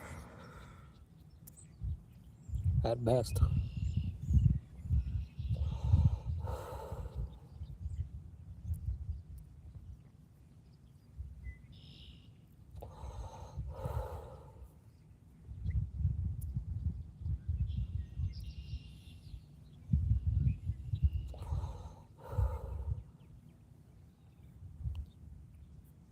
God, these freaking gnats are getting under my glasses.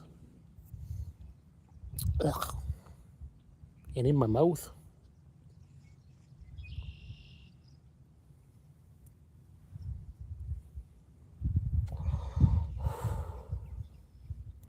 It's my Burger King breath.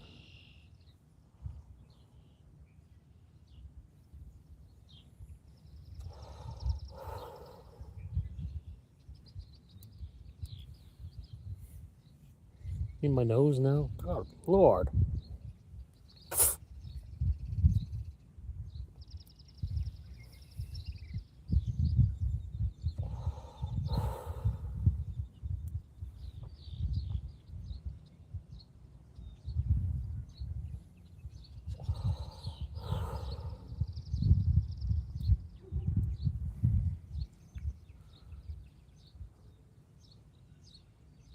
Are we gonna get another one? Barbara's doing things. Might be the wind.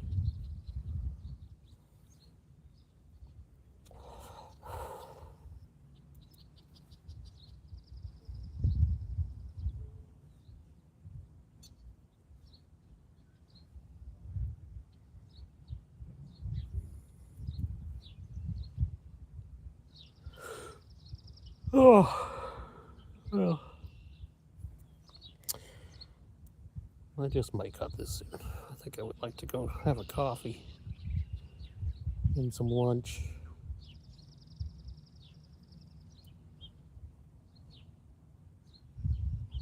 I think I might barbecue today. I got some steaks yesterday. Strip loins off the rib end. That's my jam.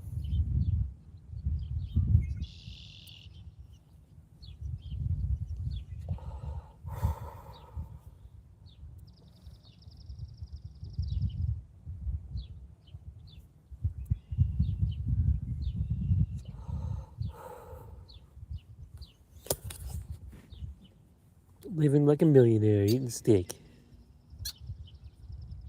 I got smoked cheddar. I was spending all the money yesterday.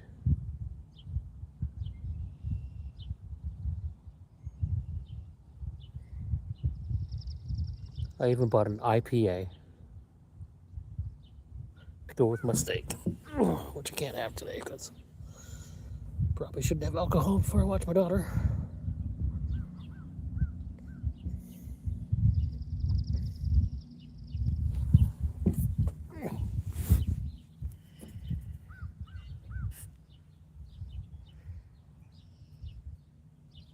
God, who designed these docks? They're not perfect for sitting. Did they not even have me in mind when they put these docks in? Like, God.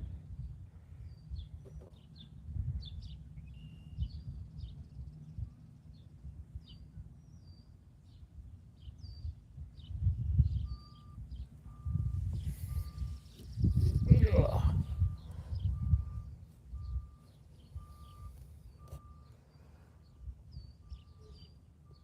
Come on, one more fish. Just one more. That's all I need. That's the limit. Just one more. It's the fisherman's definition of enough.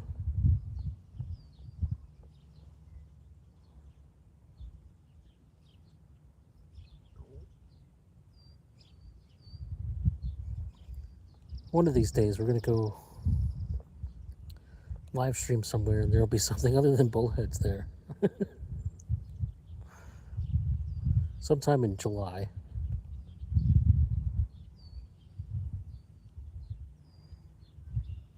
Got Mr. Kyle Watkins. He's coming on the weekend. And I think we're going to catch and cook something for episodic series of the week. And then the Tuesday after that, my former boss, Dennis Smith, he'll be joining me. And I'm not sure what we're going to do yet. Probably Dunville in the boat. But I have to get the boat ready. So we'll see. Should probably clear the ice fishing stuff out of my car too. And then after that, they'll be in Toronto fishing for mystery things in the most urban of settings. And after that, I have no idea. After that, hopefully the boat will be ready and I can start doing more interesting things more often. Walleye I'll be open to. I want to do live stream trolling for walleye. I think that'd be cool. Okay, Bobber definitely just twitched. Oh yeah. That's a different bite. He's not taking it though.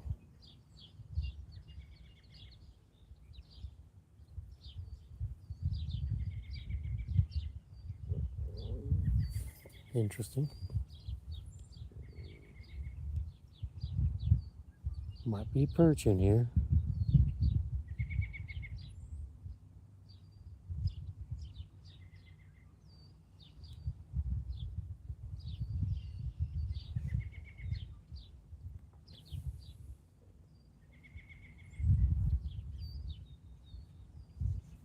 Come on, we're fishing. Eat, eat, eat. Now, now, now. Do as I say, or you'll pay. How about I just go eat some hay down by the bay? What do you say?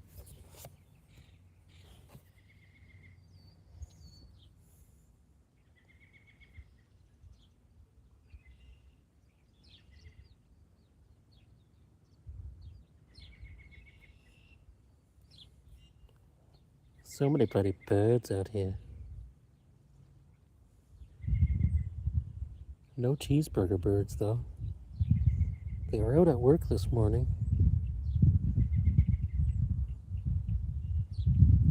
Red-winged blackbirds.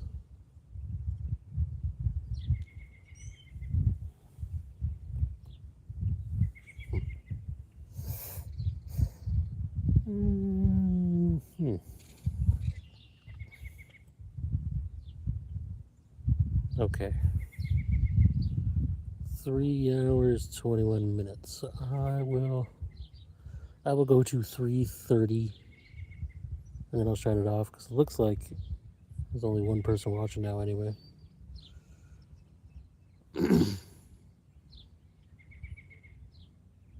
I tried to get something more exciting than a bullhead on camera.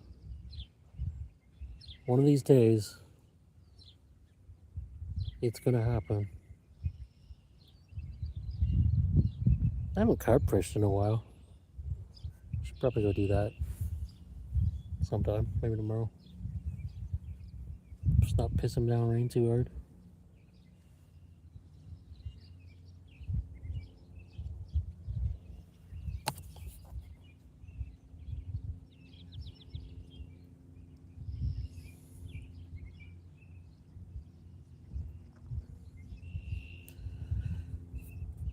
Eight minutes. The countdown is on, and I mean it this time.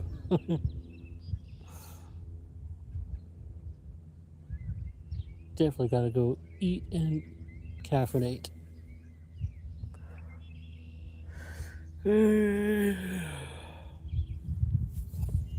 It's even harder when I'm sitting at home to not fall asleep, though.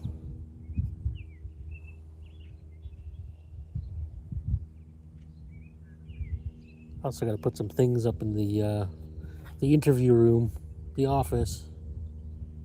Steven gave me some stuff. I did show the plaque on Facebook, but I didn't show the other thing he gave me. Decorations. Oh, now we got 0. Even Rick gave up. That's alright. I'm gonna keep it running anyway.